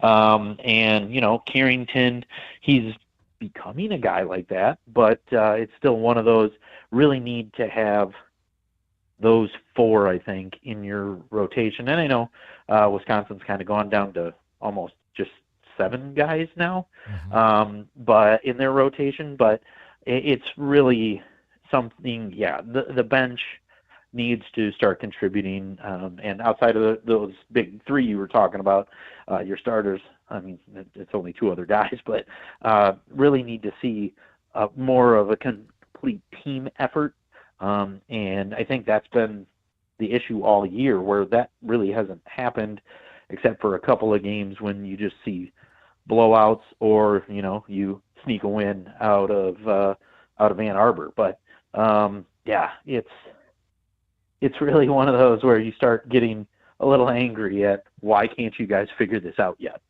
Right. So if you had to make a pick, RJ, if Wisconsin was going to win one of these games in their next 2 games, is it Michigan State? Do you think they have the better chance because it's at home? Which one would you pick? Just having watched some of Michigan State a little more than I did Indiana, and I know I watched the game. What was that, Saturday night? Michigan State and in Illinois. Yeah. But watching Michigan State, I think Michigan State seems more gettable than Illinois, at least from like seeing how Wisconsin plays compared to those two. I really think the Michigan State game is more suited to, at least, you know, they're a high volume shot team that doesn't necessarily make them consistently, and their teams also have games where they just drop into funks, but they also have games that you know, they look unbeatable. And I mean, sounds almost a mirror image to Wisconsin. And I think outside of stars, recruiting rankings there and transfer portal rankings that are maybe a little bit higher for Michigan State, I think you're looking at more of a mirror image kind of program than people want to admit. And I think Wisconsin has the ability, especially at home, to steal one against a ranked team there more so than they do tonight in Champaign. Let's move to hockey, RJ. And on the men's side here, we only got 3 weekends left of the regular season, but how big of a weekend was that for the men's team at the Kohl Center to get 2 wins against Notre Dame I mean, they were struggling. We talked about it, last week and such, this losing streak. But I mean, just how big was that series against Notre Dame to pick up 2 wins? Absolutely huge. It keeps you in the top half of the conference rankings.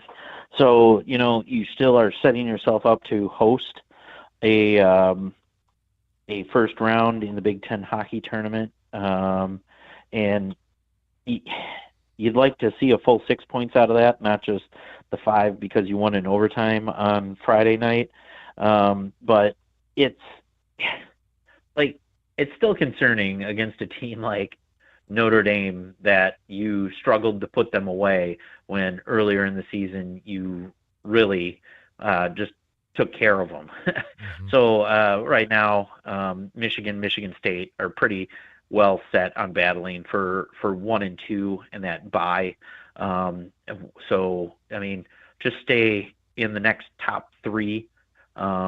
You're 5 points away from Penn State. So, I mean, you really need to, down the stretch here, really work it to, you're going to Columbus, Michigan's coming here, and then you go to Penn State.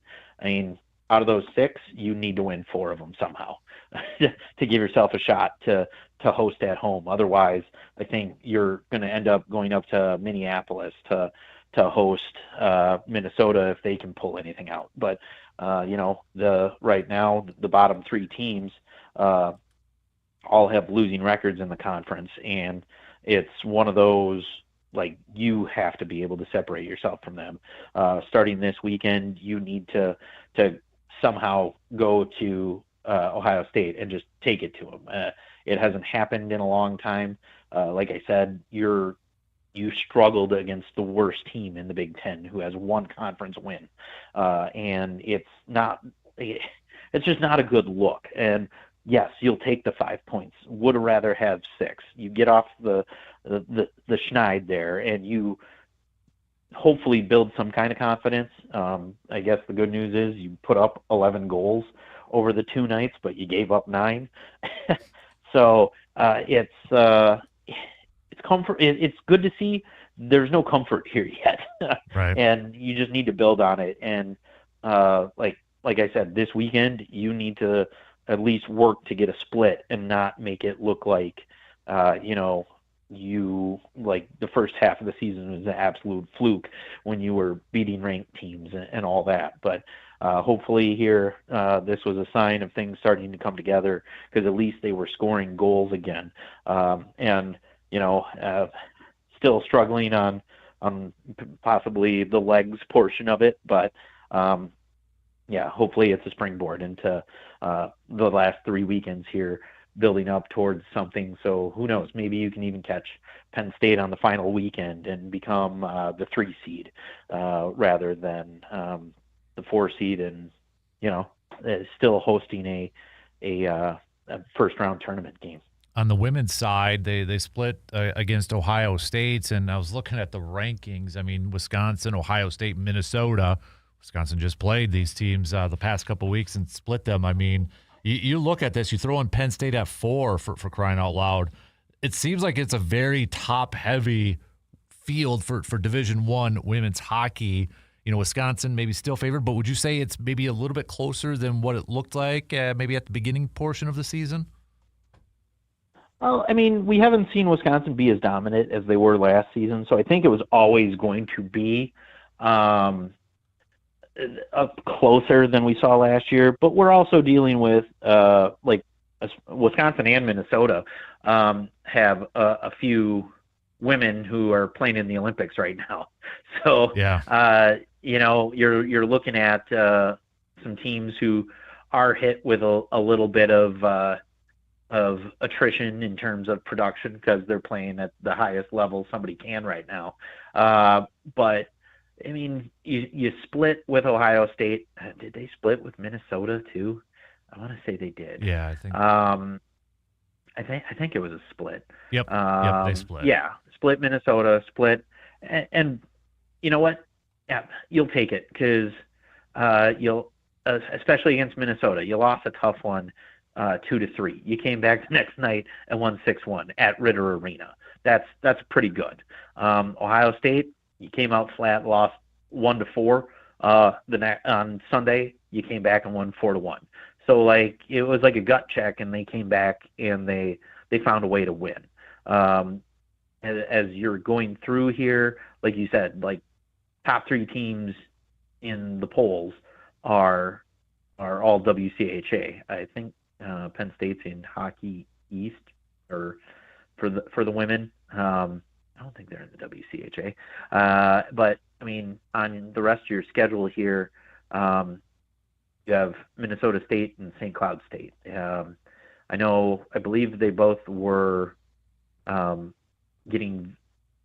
ranked earlier. It looks like they're receiving votes now, so they're not ranked currently. But I mean, it's still within your Olympic window here. So hopefully you can just take care of business this weekend up in Mankato and kind of not worry. Get your points, get out of there, and come on home for the regular season finale against St. Cloud State. But you can't be too worried about dropping to the number 2 and 3 teams in the nation, because you still earned your split. There's one voter, probably from Columbus, Ohio, out there who didn't pick Wisconsin as the number 1 team in the nation this week, but I think that's been a thing for the past 3 weeks. So really telling on whom that might be. But yeah, not too worried about it at all. And just looking forward to hopefully ending the season with 4 wins, win the conference, and pull forward and get ready for the WCHA playoffs, and looking forward to that NCAA tournament. So I got to ask you a little football question.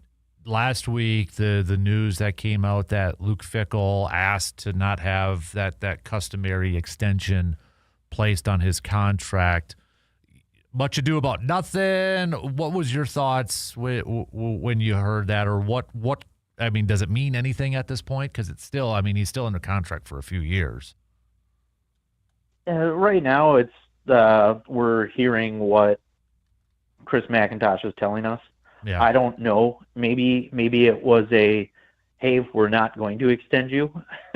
But how about we phrase it like you asked to not be extended? Because that looks like that makes the fans look a little better in your eyes, or it makes you look a little better in the fans' eyes, letting them know you don't feel like you've been enough of a success to warrant that 1-year extension that's automatic. And I mean, there's still people who are like, oh, it's about time, blah, blah, blah, blah. They always reward coaches. I mean, it's an automatic rollover thing at Wisconsin. It's like it doesn't get reported on, really. They just, put it in the news and nobody talks about it because, it's a public university. If somebody goes and looks it up, a fan will get mad and be like, why didn't you cover this? Now fans could be like, oh, look, they finally did something right. But by him doing this, I think it allows people to think of him as he knows he hasn't done what it takes to earn that. So good for him. And I don't know if that was athletic department mandate or like when coaches resign, but it's like they should have been fired. Mm-hmm. Usually it's they were fired, or they were going to be fired, but somebody gave them the option to resign. So it seems more like that to me than him voluntarily saying, don't extend me. Now, do you know off the top of your head, does it factor into buyouts potentially? If they would have extended him another year, would that have increased the buyout? Did that have anything potentially to play into it? As far as I can tell, it doesn't, because that buyout is off of the original contract, from what I can tell. And most reporting hasn't even mentioned that, so I'm guessing it is not related to that at all. But I guess I really haven't looked into it that much either. But it didn't seem many people were worried about it affecting it, so I'll I'll defer to people who actually do this on a daily basis. Yeah. I tried to look that up too, and I was like, it's kind of hard to almost figure it out a little bit too. So Yeah, and it wouldn't make sense to have an extension and then it just, extends the years. So like, if that would, I feel like it's still going down on a yearly basis, even with an extension. Right, exactly. So, all right, RJ, before I let you go here, I'm going to put you on the spot. Give me a pick for tonight. Maybe give me the line, or do they cover? I don't know if I have let me get the line here for you. Make it a little bit easier and such if I can find it here. So, let's go Wisconsin. Oh, I don't want last night's games. I want today's games here. Ooh, even got Purdue. Got Purdue at Nebraska tonight too. Man, there's another good one to watch here. Oh, yeah. Illinois 10.5. Whew. I mean, I can't really. How about I'll just say Wisconsin covers? Okay. Yep. Yeah, I'll take Wisconsin to cover. There you go. I like it, man. Hey, appreciate the time as always, buddy. Hopefully next week we're talking about maybe a couple signature wins and such. But you enjoy the week, and we'll catch up with you next week, sir.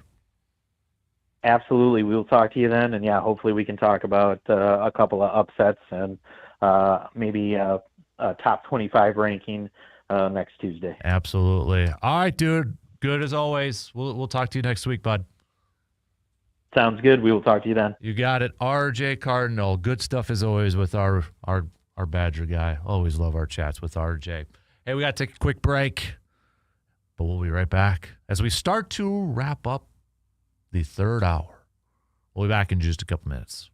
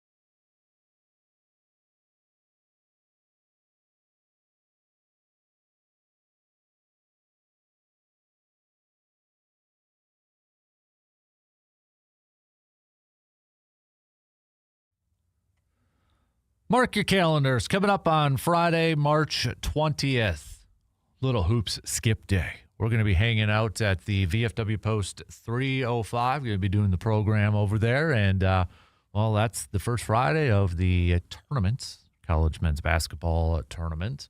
So if you are one of those that take that day off to hang around and watch some basketball, hang out with us for a little skip day action at the VFW Post 305, located Star Avenue in Eau Claire. Again, March 20th. March 20th. More details to come when we get a little bit closer and closer. But just wanted to throw that out there because it'll be here before you know it. So, all right, coming up next hour, let's kind of rewind. We're a little behind here, but let's kind of rewind the button here. We're going to get back to some more Brewers chat coming up not tomorrow, next hour. Maybe we'll have more Brewers chat tomorrow. Who knows? We'll have some more Brewers chat coming up next hour. To wrap up this first hour, because we do got to take another break, I do want to talk a little green and gold. So we'll do that. I want to talk about Matt Schneidman's piece about Jordan Morgan, because I completely agree with it. Final call for grinding gears. Zach on the YouTube stream saying, the Brewers are grinding my gears. Why are they trading away good players? Come on, man. Also saying the women's hockey team in the Olympics are killing it 3-0 playing Canada today. So, but continue to send me your toys and forward to Grind My Gears Tuesday. Continue to send me, hey, if you got an Olympic game changer moment too, presented by Hy-Vee, send it on over. All right. That's coming up in the final hour. So we'll talk some more hoops as we get set for this big time matchup with Wisconsin and Illinois. And then, of course, the Bucks last night falling to the Orlando Magic. Still 2.5 back from that final spot in the playoffs. All-Star weekend coming up here too. So, but we'll save our Brewers chats, revisit kind of the conversation from the first half. If you want to continue to send me who you would pick or who would you add to the Circle of Trust. We did this in the 7 o'clock hour, but got to have a little fun with this. Circle of Trust, right? Wisconsin GM/athletic director edition. Who do you trust the most to build your team into a championship team, to bring a championship? Is it Goody? Is it Matt Arnold? Is it John Horst? Is it Chris McIntosh? We're going to put him in this category. Can't really factor in the past too much. So, like the Bucks obviously won one with John Horst. We're looking at the future. Which one do you trust the most? You had to put your chips in the middle of the table for this person. Say, all right, I'm betting on you, sir. I'm betting my life savings. I'm betting G-Man's 401k on this, man, that you are going to bring us a championship. Which one would you trust the most? All right. Send me your picks. Right now, the early goings it's pretty close. It's 50-50 between Packers, Brian Gutekunst, and Brewers, Matt Arnold. I would say it's still maybe slightly in favor of Matt Arnold from the Brewers. So make your picks. Let me know. We'll take our final break for this third quarter, and then we're going to start to wrap it up. I want to talk a little Packers as we close up this hour. We'll be back in just a couple minutes.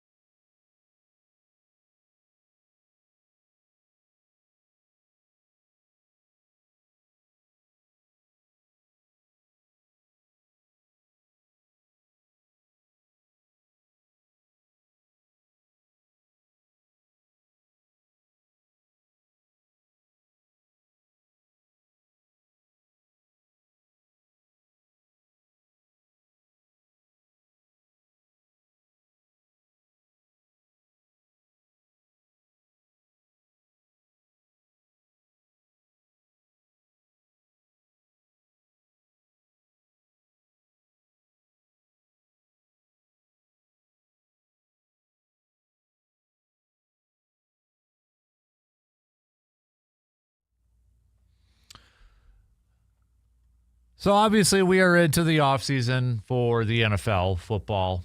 Packers have been in the offseason here for a little bit longer than a couple teams here. But one of the questions and the biggest needs that Green Bay is going to have to figure out this offseason is to retool, improve their offensive line. Rasheed Walker, more than likely not coming back. So you would think that means Jordan Morgan is going to be the starting left tackle for the Green Bay Packers. And if we rewind it a little bit, he was pretty solid in preseason and training camp. Preseason training camp when he was playing left tackle when Rasheed Walker was dealing with a groin injury and such. But Green Bay electing to go back to Walker and really the first couple of years tried to find a spot for Morgan, who was a first-round pick, to be in that starting lineup. They thought maybe guard was going to be the best one because he had Zach Tom, nailing it down on the right tackle side of things. So, but you look at this line and you look at some of the holes now. Jordan Morgan is going to be a factor into this, and Matt Schneidman's piece from The Athletic makes the case that Green Bay probably should have Morgan focus the majority of his time in preseason, in the offseason, in training camp at left tackle. Because Brian Gutekunst was asked about this in his season-ending presser last week. And what Goody said was, I think it would be ideal. I think it's unrealistic. I think we'll probably have to cross-train all these guys. I do sometimes think if you can keep a guy on a side, left or right, it's helpful for him a little bit. But his versatility certainly has helped us, and it was one of the reasons that drew us to him in the draft. And certainly his ability to play all those spots has been a benefit to us. I get that, and I understand that. But left tackle now, it's a pretty darn important position, and I don't think you can get too cute with it. And I think if Morgan is going to be that guy, he is going to be your everyday, regular starting left tackle, you have got to have him focus on that spot primarily this offseason, heading into next year. Because, one, you got to know if that's going to be your long-term guy at left tackle. You have to. Because otherwise, you're going to be in a position that you have to decide, okay, are we picking up the fifth-year option or not? He's entering his third year already. Left tackle is not a cheap position by any means. So you have got to find out whether this guy is going to be your future left tackle or you got to make a change. I completely understand that it's Green Bay's philosophy to cross-train, to get all these players, snaps at different spots so they have the experience so they can jump in and fill in a need in there. But going forward, I would love to see Green Bay have Morgan focus straight up at left tackle. Nail that position down. Find out if he is your guy. Find out if he can play that position at the NFL level. Sometimes I think doing too much or asking some of the offensive linemen to cross-train so much can be a detriment, not only to the player, but your team too. Sometimes I think you just got to, okay, this guy's a better tackle than he is a guard.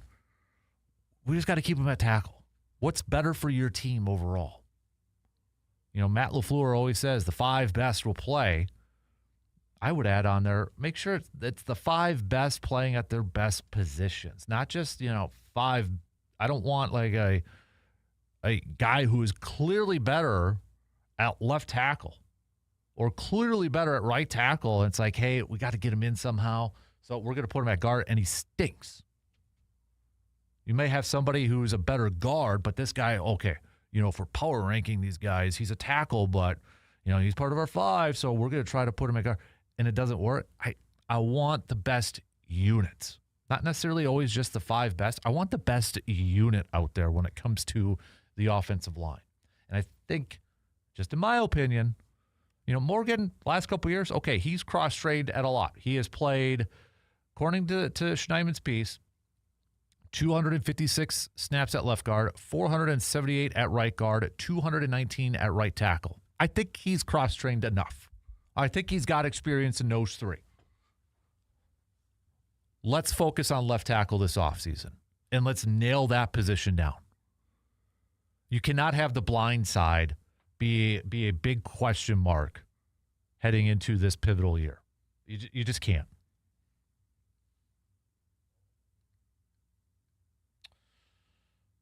All right. Shot clock's going to cut me off here. So let's talk some more Brewers coming up in the next hour. Again, to revisit the 715 Speaks poll question, 94% of the voters, way lopsided, 94% of the voters said you trust Matt Arnold and Pat Murphy to figure out that third base position. After yesterday's trade, a whopping 94% of you say you still trust them, or you trust that they're going to figure that out. I was really surprised at how lopsided it was. But, yeah, a lot of you putting a lot of trust and a lot of faith. And it is hard to argue with it. I get it. I totally get it. Totally get it. But we'll revisit it now that it's about 24 hours since the trade. Has your reaction, has your thoughts of the trade changed a little bit from yesterday at this point in time? You feel better? You feel worse? You feel about the same? Less confused? More confused? How do you feel with it? So, hit me up with some texts and comments on the YouTube stream. All right, we'll get to that coming up after these news updates, because shot clock's cut me off right now. There you go. 3 quarters in, 3 hours in, we got one more. The final quarter about to kick off after these news updates.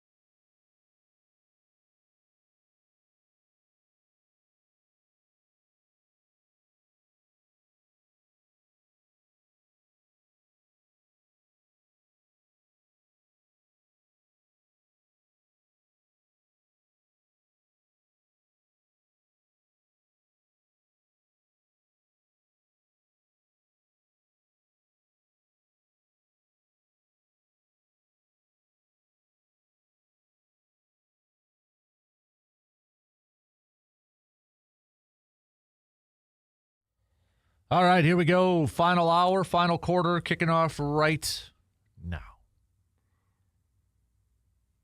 Final call for any Toyson Ford Grind My Gears Tuesdays, your game changers, your Hy-Vee game changers. You can send those on over too. So we'll get to some more of those a little bit later on in the program. The question, the fun little game that we had in the second hour, back in the second quarter of things, we said if you had to trust one general manager, if you had to trust one front office, athletic director, however you want to, it's Goody, it's Matt Arnold, it's John Horst, it's Chris McIntosh. You have to trust one to build a championship. Who would it be? I would say Matt Arnold has taken a slight lead now, too. It was close. It was 50-50 between him and Goody. Matt Arnold with a slight lead so far with the Brewers. But it's clearly those two individuals. So, we'll get back to some more results and such. But now that we are 24 hours removed, a little over 24 hours removed from the trade heard around the world, Brewers trading Caleb Durbin, Andrew Monasterio, Siegler, and a draft pick to the Boston Red Sox for left-handed pitcher Harrison, Kyle Harrison, who's the big name on this, David Hamilton, Shane Drowan, another left-handed pitcher. How do you feel about it now? How do you feel about it going forward? Matt Arnold talked shortly after. This is what I do appreciate with Matt Arnold and such. After he has made trades and such, he's pretty quick to do a Zoom call, to do a media call. So not a lot of GMs, maybe in the football world or basketball world and such, but Matt Arnold's really quick. The Brewers really quick at answering questions from the media and such. So, but a couple comments from Matt Arnold's chat yesterday. Quote, obviously this was a big trade for us and something that we've looked at for a while. When you tie this to a deal like Freddie Peralta's that we made recently, our ability to add multiple arms, young arms, and controllable arms is something that is really exciting for us.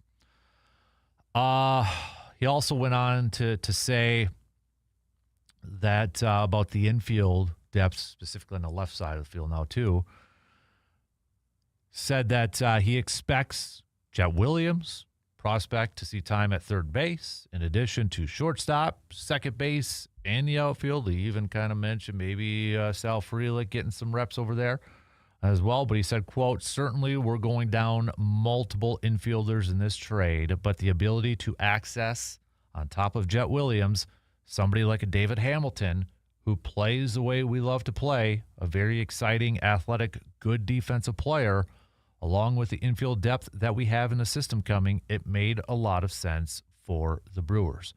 According to Brewers.com, Arnold cited the Brewers' wealth of top infield prospects: Williams, Jesus Mate, Luis Pena, Cooper Pratt, and Andrew Fisher as a big reason they could make this trade now. Saying, quote, there's just a lot of these type of guys coming. We feel like in our system that can absolutely handle the left side of the diamond and have a really high upside. So we feel like we have the ingredients now to weather the loss of somebody like Caleb Durbin, who obviously meant a lot to our franchise, but we feel really good about the infield depth both now and the future as well. So there's a small part of me wondering, could we see, obviously Jet Williams is probably going to make his debut before all those other guys, but is there a possibility we could see any one of those other guys sooner rather than later, maybe sooner than we expected? Especially when you look at, okay, Caleb Durbin was just there for a year, finished top 3 in the Rookie of the Year, and you trade away the veteran depth behind him. Maybe we're going to see some of these younger guys sooner than we expected. I don't know. But definitely, yesterday we were talking about, hey, biggest storylines in spring training for the Brewers, and it was, starting pitching staff and such. This one is right up there now. What about some of these younger guys, those infielders? Because it wasn't that long ago, too. We were talking about, man, you look at the Brewers, top 30 prospects in farm system. They got a lot of middle infielders. Are they going to trade from that and maybe acquire somebody? Well, maybe those guys are actually going to play sooner than what we originally thought. The intriguing thing with this move, you look at how the Brewers are set up for starting pitching, not only for this year, but for years to come. And it sure seems like this was part of the plan for the now and the future for the Brewers, because I think this is kind of nuts. Priester, Jacob Mizorowski, Logan Henderson, Brandon Sprode, who they got in return for the Freddie Peralta trade, Chad Patrick, and Robert Gasser. Those are starting pitchers that are team-controlled through 2030 or longer.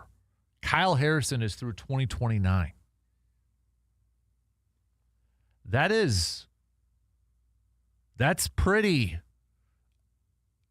I know you're basing it a lot on potential and a lot of those guys to reach that potential, but it sure feels like right now the Brewers are set at starting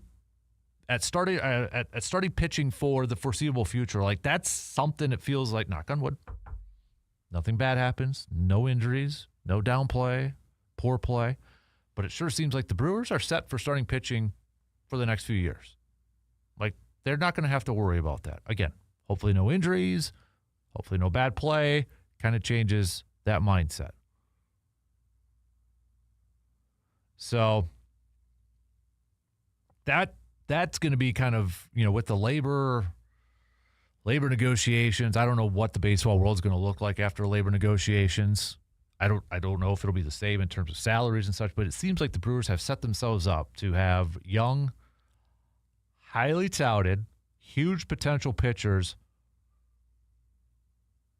but cheap, not having to pay a boatload of cash to those pitchers. If all those guys reach their potential and you're not paying a whole lot, and I get arbitration could factor into it and increase in money and such, but not having to commit long-term expensive contracts to those guys, boy, that could look like a huge, huge win for the Brewers going forward. But at what cost? You do look at the left side of the field or the infield right now, and regardless if it's Jet Williams, if it's Hamilton or whoever it is, if they move Joey Ortiz back at third, there's going to be questions surrounding the power, the offense from that side. Now, Matt Arnold didn't shut the door on potentially another move to be had this offseason yet before the season begins. And I still feel like there's going to be another move.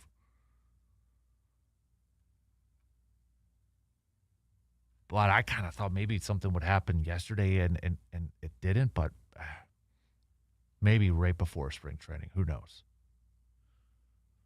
So I feel better, I will admit. I do feel a little bit better about this move. More so in terms of the future.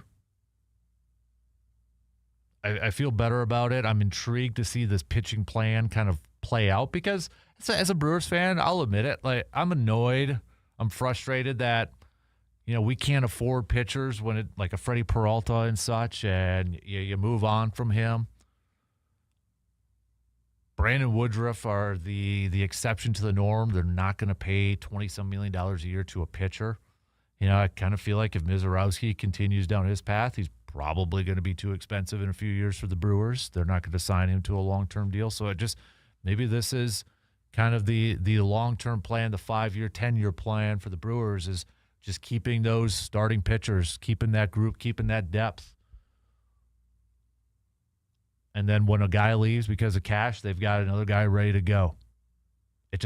That's what it kind of feels like. And so I feel better about the pitching. I still have concerns and I still have questions on the left-hand side. Now, if Hamilton is a starting third baseman, I mean, you're getting a guy, let's kind of compare it to Caleb Durbin. Okay, last year's numbers weren't great for Hamilton, batting average and such, sub 200. You're probably going to lose a little bit in base hits, OPS, compared to Caleb Durbin and Hamilton. What you do gain with Hamilton is speed on the bags. Even with his lack of hits and his lack of games last year, not playing as many games as Caleb Durbin, the guy stole over 20 bases. Year before, he was over 30 bases. So if this is a guy that, again, I don't know if he's going to be the starter, if he's going to be kind of the veteran utility person on this roster that the Brewers like to have at times. Maybe he's the new Andrew Monasterio. But if he is going to get the majority of starts, it makes sense that this is a guy that the Brewers like. Let's get him on base. Let's get him to take another base, turning a walk into a double, a single into a double. You got a guy in scoring position right away. Or maybe flipping the lineup over to the top of your order. That's probably what they're thinking. I don't know if they view Caleb Durbin as a guy that, and it's not fair to say it probably after his rookie year, but did they say this is probably his peak? He's probably a peak 250, 260 hitter. He's not going to get you a ton of power. He's going to get you an OPS maybe in the 700s. But, you know, that's we're going to cash in while maybe the price is high on him right now. Maybe. Is that fair after 1 year? Especially after his rookie year? Probably not. But there's no doubt, too, they're putting more pressure on the rest of the guys here, too, to like a Joey Ortiz. Okay, Joey, if he's going to be the everyday starting shortstop, we need him to be a lot better than what he was last year. We need him to be back to what he was a couple years ago. Jet Williams, if he comes up. Bryce Terang, maybe to continue to be the power guy. Garrett Mitchell, can he just stay healthy, and then can he provide that power? So I like it in terms of the future of pitching. I'm nervous what it's going to mean for the offense for this year, because the other part in this too is this is a team that won 97 games last year, setting a franchise record, back-to-back division championships. I don't want them just to go into this year, and I get it, uncertainty with labor stuff and that. I don't want them to just kind of like take this year and say, all right, we're just going to load up and get ready for the future because we don't know what labor is going to be like, and we might have a down year this year because of that. I hope that's not the case.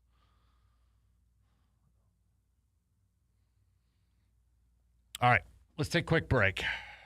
Plenty more to get to, though. We'll be right back after these few words.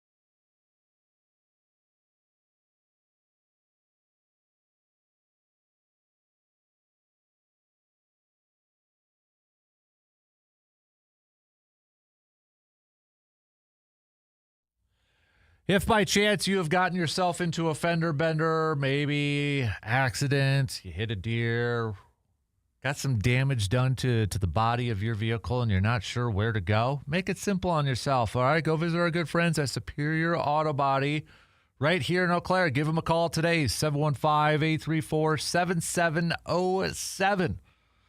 Their goal is to make the vehicle repair process convenient and positive experience. So you want to make that vehicle looking brand new again, taking care of those dents or those issues to your vehicle's body, go visit our good friends, our Backyard Dreams supporters, Superior Auto Body, located at 301 North Farwell Street in Eau Claire. So go check them out again. The phone number, 715-834-7707. Yes, they work with all the insurance companies out there too. So just saw Joe Lenardi's bracketology finally came out this morning. Updated bracketology coming out. And, yeah, Wisconsin is straight up on the bubble here and on the bubble heading into a pivotal week of games here.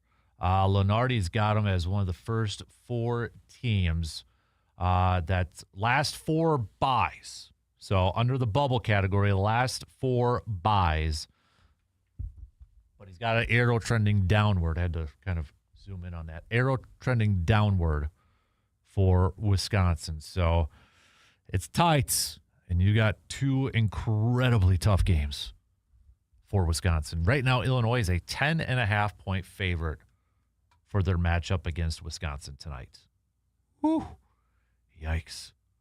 We got Purdue at Nebraska. That's a heck of a game, too. Not a bad slate. Kansas and Arizona last night, with Kansas picking up a big win over the number 1 team in the country. So things have already kind of maybe shuffled around after beginning the new week here. So, but you got Marquette also in action. They're going to be at Villanova. Villanova's a 9.5-point favorite. I mean, not to pick on Marquette, but they're not going to the tournament. I mean, they're dead last in the Big East conference standings, 4-9, 9-15 overall. They would have to win the Big East tournament for them to get in. So, but Wisconsin right now, by all indications, threading that line. It's, if they could get another marquee win, another signature win to go with that win against Michigan from earlier in the season, boy, that would do a lot of wonders here for this team going forward. But you got an Illinois team that's coming off of a loss too. So they're going to be a little extra motivated.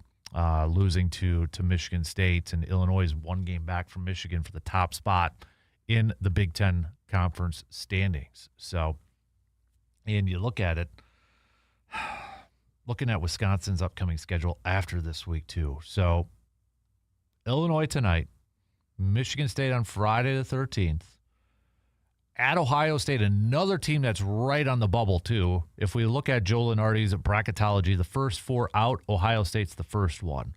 So that's at Ohio State. That's going to be a desperate team. That's going to be another tough game for Wisconsin when you factor that in. Then you got Iowa, at Oregon, at Washington, home against Maryland, and then Purdue. I still feel like Wisconsin, they're going to get in the tournament. Right now, if I had to go make a guess based off my gut feeling, I think they make the tournament. They're probably going to be around 9, 10, 8, 9, 10 sort of seed here. But 1, 2, 3, 4, 5, 6, 7, 8. So they got 8 more games. Can they get to that 20-win mark with just, I think they can. 1, 2, 3, 4. I mean, I'd say you got to get, ideally, you'd love to get 6 out of your 8s with a marquee win in there. But maybe bare minimum, try to win 5 of your final 8s. Get to 21 wins. 21 wins, 10 losses. Maybe pick up a win or 2 in the Big Ten Conference tournament to really solidify your spot.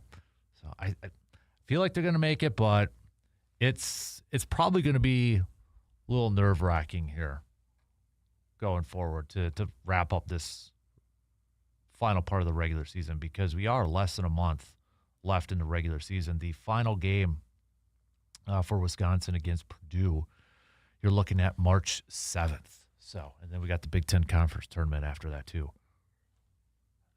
Big Ten Conference tournament seedings?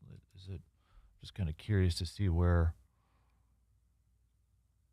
Now my computer froze up. So, anyways, we know Michigan will be the top one. Illinois, Nebraska, Michigan State. So 1, 2, 3, 4. Michigan State, Purdue 5, UCLA 6, Iowa 7, Wisconsin right now would be an 8. Eesh. But they're tied with Iowa right now.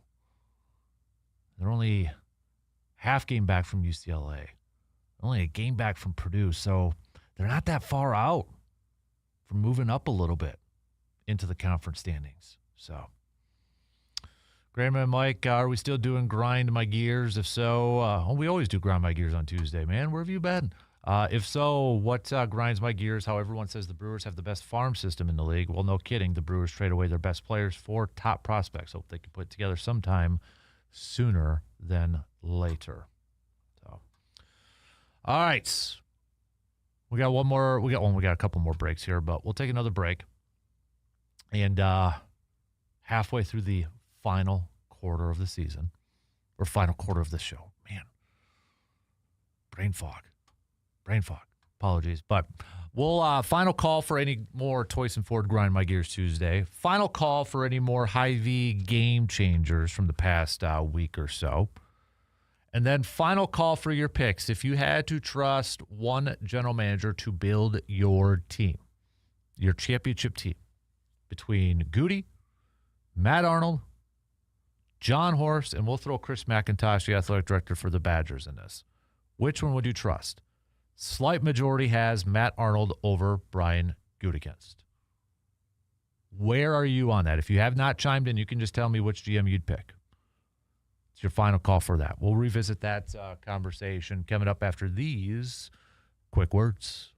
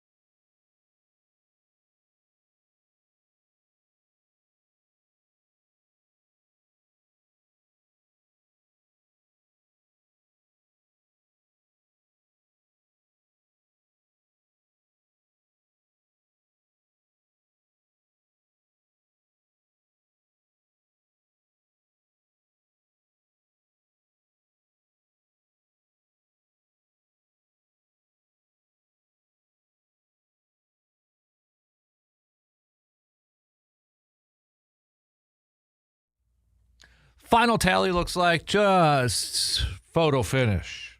Matt Arnold will finish ahead of Brian Gutekunst for the general manager that you would trust the most to build a franchise championship. Build a championship for your franchise. So it was close. It was neck and neck. But Matt Arnold, just based off the some of the messages coming through here, just kind of like doing a little math in the head and that's, and Matt Arnold, photo finish, just pulling away slightly as the general manager, as voted on by you, the listeners, that you trust the most to build a championship. And I get there's other extenuating circumstances, like, stuff. You look at ownership, you look at what budgets and markets and et cetera, et cetera. I get it. There's a lot more that goes into it than just straight up which general manager do you trust the most. I get it. I understand. It's just a little bit of a fun kind of exercise and topic to discuss. But, when you do look at it, if we look at just Goody and Matt Arnold in this case, obviously Goody, NFL has a salary cap that they got to abide. So, I mean, decisions maybe a little bit more of importance because of salary cap hits and such. But the Brewers kind of operate on a salary cap themselves because, I mean, they've got a budget. So, they have to worry about paying luxury taxes, or they have to worry about paying, a lot of money. So they kind of operate in their own salary cap, not a league-wide salary cap. So obviously, Matt Arnold has to operate differently than David Stearns does with the Mets, or what the Dodgers, have to do. They approach it differently. They operate differently in that aspect. Whereas Goody, not all, but a lot of the general managers in the NFL operate kind of the same way. A lot of them use the draft. That's the basis. Some, Rams 1 year felt like they didn't care about picks, but that has ever since changed and such. But, and you kind of look at it from the NBA side. It is really interesting, and I know it's maybe not the exact science and such, but you look at how the big three leagues of NBA, Major League Baseball, and the NFL, and I'm highlighting these three because we have pro teams in the States for these three.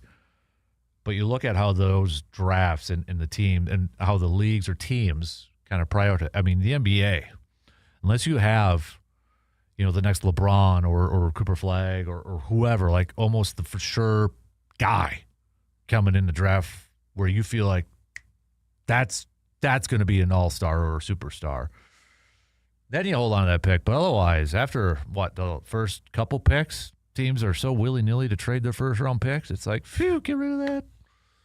We'd rather have a guy that's already proven. Baseball, it's kind of in the middle almost, I feel like, where you're patient with the guys. You're going to have to take a few years. Not everybody's going to be like a Griffey Jr. or a Bryce Harper or even a Paul Skeens. That comes up fairly quick.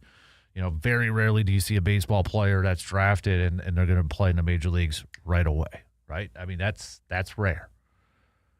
Sometimes we see these teams throw in that pick as part of a trade. Some patiently waiting. NFL, once in a while, yeah, you trade your 2 first-rounders for a guy like Micah Parsons. But first-round picks are more like gold in the NFL that compared to other leagues. So it's just kind of interesting to see how all those leagues treat their draft picks, or how those teams in those different leagues treat their draft picks. And it sounds like the NFL teams are going to reportedly propose an alteration or a change to how many picks that they can make. There's going to be, this was from Adam Schefter yesterday on the Pat McAfee show. There's going to be people in the NFL this offseason that push to have the limit grown to 5 years. Right now it's 3 years in the NFL. There's going to be a push by at least one team this offseason to extend the NFL trade limits from 3 years of picks to 5 years of picks. So maybe potentially we have a scenario kind of like the NBA, right? They're trading picks in the 2030s already. Could we potentially see that now in the NFL? The last time, according to Sports Illustrated, that an NFL team moved 3 first-round picks in one trade was when the Browns traded their 2022, 23, and 24 first-rounders to the Texans for Deshaun Watson. So that's going to be kind of interesting to see. Reading a little bit more from Sports Illustrated, increasing the trade limits on draft picks to 5 years would make it so that teams could further hedge their futures in order to make a stronger run at a Super Bowl. You'd wonder maybe if a quarterback was available or such. It would be more akin to how the NBA deals with draft picks trading, wherein teams are frequently offloading picks multiple years in the future in order to enhance their current rosters. The NBA's current limitation on future draft pick trading is capped at 7 years. The NBA does have a rule, though, that prevents teams from trading their own first-round picks in consecutive seasons. No such rule exists in the NFL. But let's say they cap it to 5. That, if there is one team, I wonder, play a little conspiracy theory here. There's got to be a team that is willing to unleash a bunch of picks for somebody. I feel like there's got to be a team that's eyeing up somebody for this. I don't know if I'll just say this.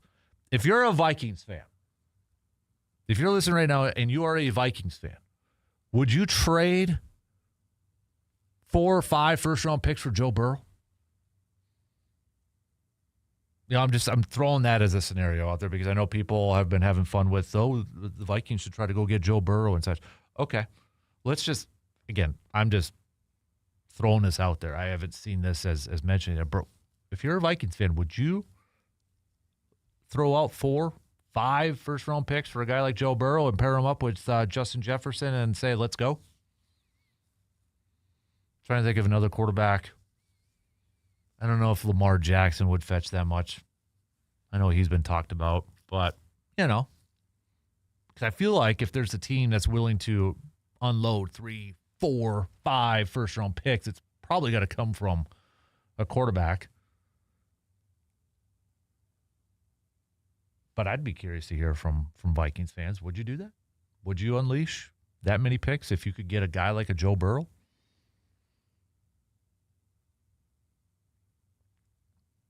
Food for thought. Never say never, because there's always a team like the Browns that obviously gave up 3 first-round picks for Deshaun Watson. So, be interesting if they do pass that.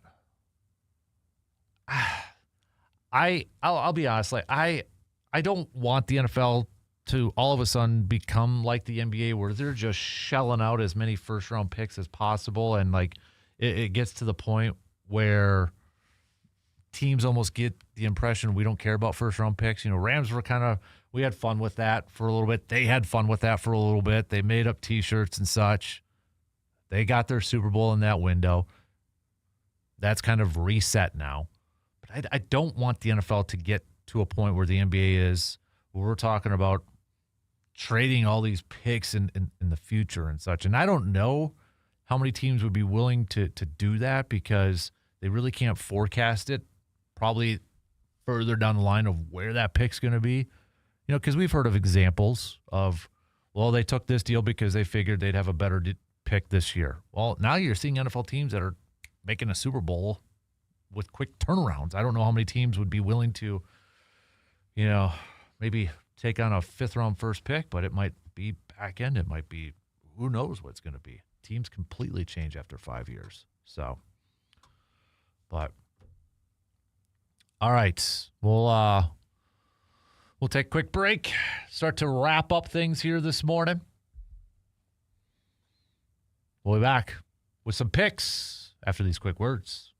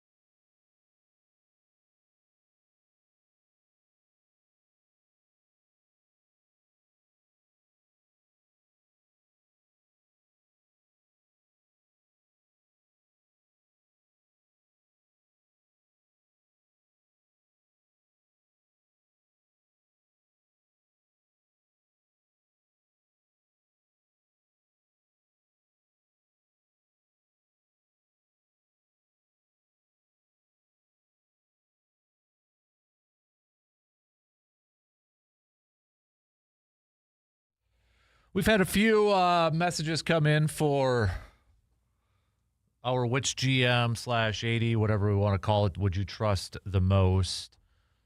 C-Bomb said, Brewers, they are consistent. Number one, Brewers, they are consistently competitive in the smallest market in the major leagues. 2, Packers, consistently a playoff team. 3, Bucks, they have managed to keep Giannis, even though they're stinking right now. 4, Badgers have watched the program plummet the last few years. Unacceptable and unbelievably disappointing.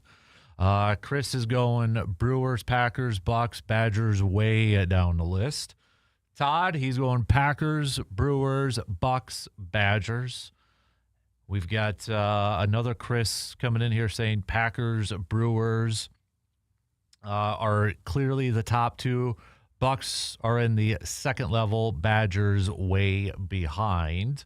And then you've got Luke also saying he's going to go with the Brewers because of the financial constraints and competing with larger markets. Got to give it to Matt Arnold. Goody and the Packers would be second. Third is the Bucks. John Horst did bring a championship, but right now in the future it doesn't look the greatest. And then 4 with Chris McIntosh. Name one good move that he has made, maybe outside of men's hockey. And that kind of goes with one. Mike says top GM has to be McIntosh. I know everyone looks at football and basketball, but look what he's done with volleyball, men's hockey, women's hockey, wrestling. Don't crucify the guy for going on a limb that didn't pan out. Well, I mean, that's kind of the basis of this, though, too. And to be fair, of those teams that you mentioned, Chris McIntosh only hired one of those guys, and that was Mike Hastings. Mark Johnson was there before McIntosh. Kelly Sheffield was there for volleyball before McIntosh. Chris Bono, the wrestling coach, was there before McIntosh. And whether we like it or not, football and basketball are the money getters when it comes to college sports. Those are the big programs. Those are the big-time ones. So, I mean, that's the kind of one of the ones you have to look at here. Which ones do you trust to build it? You look at the history of their decision-making and which ones have worked out. And that's why a lot of people are probably picking the Brewers and Packers right now, because the most recent decisions and the future decisions, Matt Arnold specifically, because he has gotten the most votes here, a lot of his decisions have kind of panned out. That's where it's based off of right now. All right, let's do some picks to wrap it up here. We'll start off in the NBA world. Not a lot of games here tonight. Indiana at the Knicks. I'll roll with the Knicks. We got Clippers taking on the Rockets. Give me the Rockets. Mavs at the Suns. I'll go Suns, I guess. And then San Antonio at the Lakers. Give me San Antonio. Before we get to some college basketball, let's do some NHL picks here too. So, actually, we don't have any games tonight. I forgot. Olympics and stuff. So, no, we don't. Yeah, nothing here. So, we'll go back to college basketball. Men's college basketball. Got a couple good games here. Hey, Milwaukee's taking on Indianapolis, UW-Milwaukee. I'll go UW-Milwaukee. Why not? Purdue, number 13, Purdue at number 7, Nebraska. I'm going to go with the Cornhuskers. I'll go with Nebraska tonight. If it was at Purdue, I'd probably go Purdue, but with it being a home game for Nebraska, I'll go with them. Number 11, North Carolina, coming off that win against Duke over the weekend at Miami, but they're only a 1.5-point favorite, and this is a big game for Miami in terms of brackets, seeding. They're sitting there at 18-5, number 5 in the ACC. They're tied with North Carolina, 7-3. I'm still going to go North Carolina with the win. I think it'll be close, though. I think that's a good line. I think it's a really good line. Let's do number 19, Vanderbilt at Auburn. What about Auburn with a little upset victory? BYU at Baylor. Give me BYU. Although I think BYU, they're still 22nd in the country, ranked 22nd in the country. They're riding a 4-game losing streak. Granted, you look at the teams they lost to. Arizona, 86-83. Kansas, 90-82. Oklahoma State, 99-92. And they're coming off of a loss against Houston, 77-66. You're talking about 3 top 15 teams in there. But high expectations for BYU this year. They also have a loss against Texas Tech when Texas Tech was 15. They lost to UConn earlier in the season when UConn was third ranked. Granted, that was 86-84. You kind of look at BYU. They demolished Wisconsin when Wisconsin was ranked 23rd. And they did beat Miami, but for ranked opponents, they don't really have a big signature win. They'll have a chance against Arizona again. They got Iowa State coming up as well, and then another rematch against Texas Tech, but maybe not as good for BYU this year as what maybe some people expected. So, but I'm going to go with BYU tonight to get the victory. So, Marquette at Villanova. Sorry, I'm going to go Villanova. Let's go before. I want to pick the Wisconsin one. Is there any more? Just kind of scrolling through. No, okay. Wisconsin at Illinois. Illinois is 10.5. I'm going to go Illinois, but I think Wisconsin covers. I don't think they get the win. Gosh, I hope they do, though. Get another big-time win on the road in their house, too. Just make it a little bit more comfortable when it comes to brackets and bracketology and Selection Sunday. So, okay, let's. All right, I think. Yep, that's it. I thought I had another one on there, but no, that's picks here today. So, quick update on the medal count. Winter Olympics going on right now. Let's do some quick update on where the medal count stands. We got Italy and Norway tied for the most, 11 medals apiece. Norway's still in the lead for gold. They've got 6. Team USA right now has a total of 5 medals, 2 golds, 2 silvers, and a bronze. So that's a quick look at or quick update on where the medal count stands for the Winter Olympics. So I know we got women's hockey, Team USA in Canada. So yeah, we'll talk. I want to talk some more Winter Olympics specifically tomorrow and such too. So we'll hit that up a little bit more detail tomorrow. So also coming up tomorrow, it is Wednesday. We're already halfway through the week tomorrow. So here's your homework assignments. Think about your "Am I Wrong" statements presented by Mike Start Market. Am I wrong? Am I wrong for thinking this? Am I wrong for saying this? Sports related. All right. We'll do a little whiteboard of Wednesday coming at you as well. Pitchers and catchers going to be reporting here for the Brewers. Some teams have already reported it, and some are already getting work in. So, but get our first glimpse here pretty soon about some of the new pitchers. Brandon Sprout, who came over via the Freddie Peralta trade. And then, of course, with the Brewers trade from yesterday for Harrison. So get some early glimpses of the new pitching staff, the now and the future for the Brew Crew. But I was looking at Adam McCulvey's pick for a potential opening day lineup for the Brewers. And, or actually, not the opening day lineup, but roster, opening day roster. Contreras at catcher, only one right now, because who is the backup? Is it going to be Jefferson Kiro? Is it going to be somebody else? Andrew Vaughn, Bryce Terang, Joey Ortiz, David Hamilton, Jackson Churio, Garrett Mitchell, Sal Frelick, Blake Perkins, Jake Bowers, Reese McGuire as a catcher, Jet Williams. Starting pitchers, Brandon Woodruff, Quinn Priester, Jacob Mizorowski, Chad Patrick, and Kyle Harrison, their new acquisition. Relief pitchers, Uribe, McGill, Ashby, Koenig, Angel Zerpa, Grant Anderson, D.L. Hall. So all that's going to change. But it's when we start to get to opening day roster predictions and such, we know we're getting closer and closer to baseball season.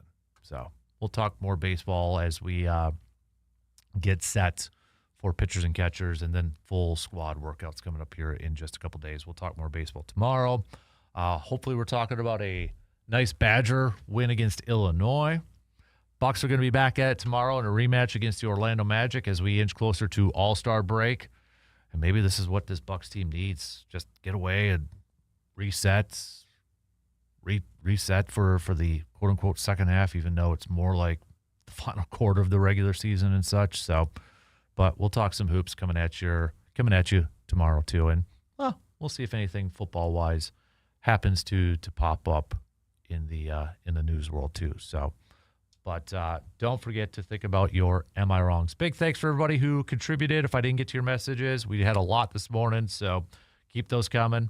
Not ignoring, just can't get to it. That's why we need the intern here almost every day. So, but keep those coming. Big thanks for contributing and such, whether it was on YouTube or with our phone calls or texting on that Shoe Doctor's bullpen line. Keep it up for tomorrow. Have a good rest of your day. Same place, same time tomorrow morning. We'll kick it off at 6 a.m. Talk to you then.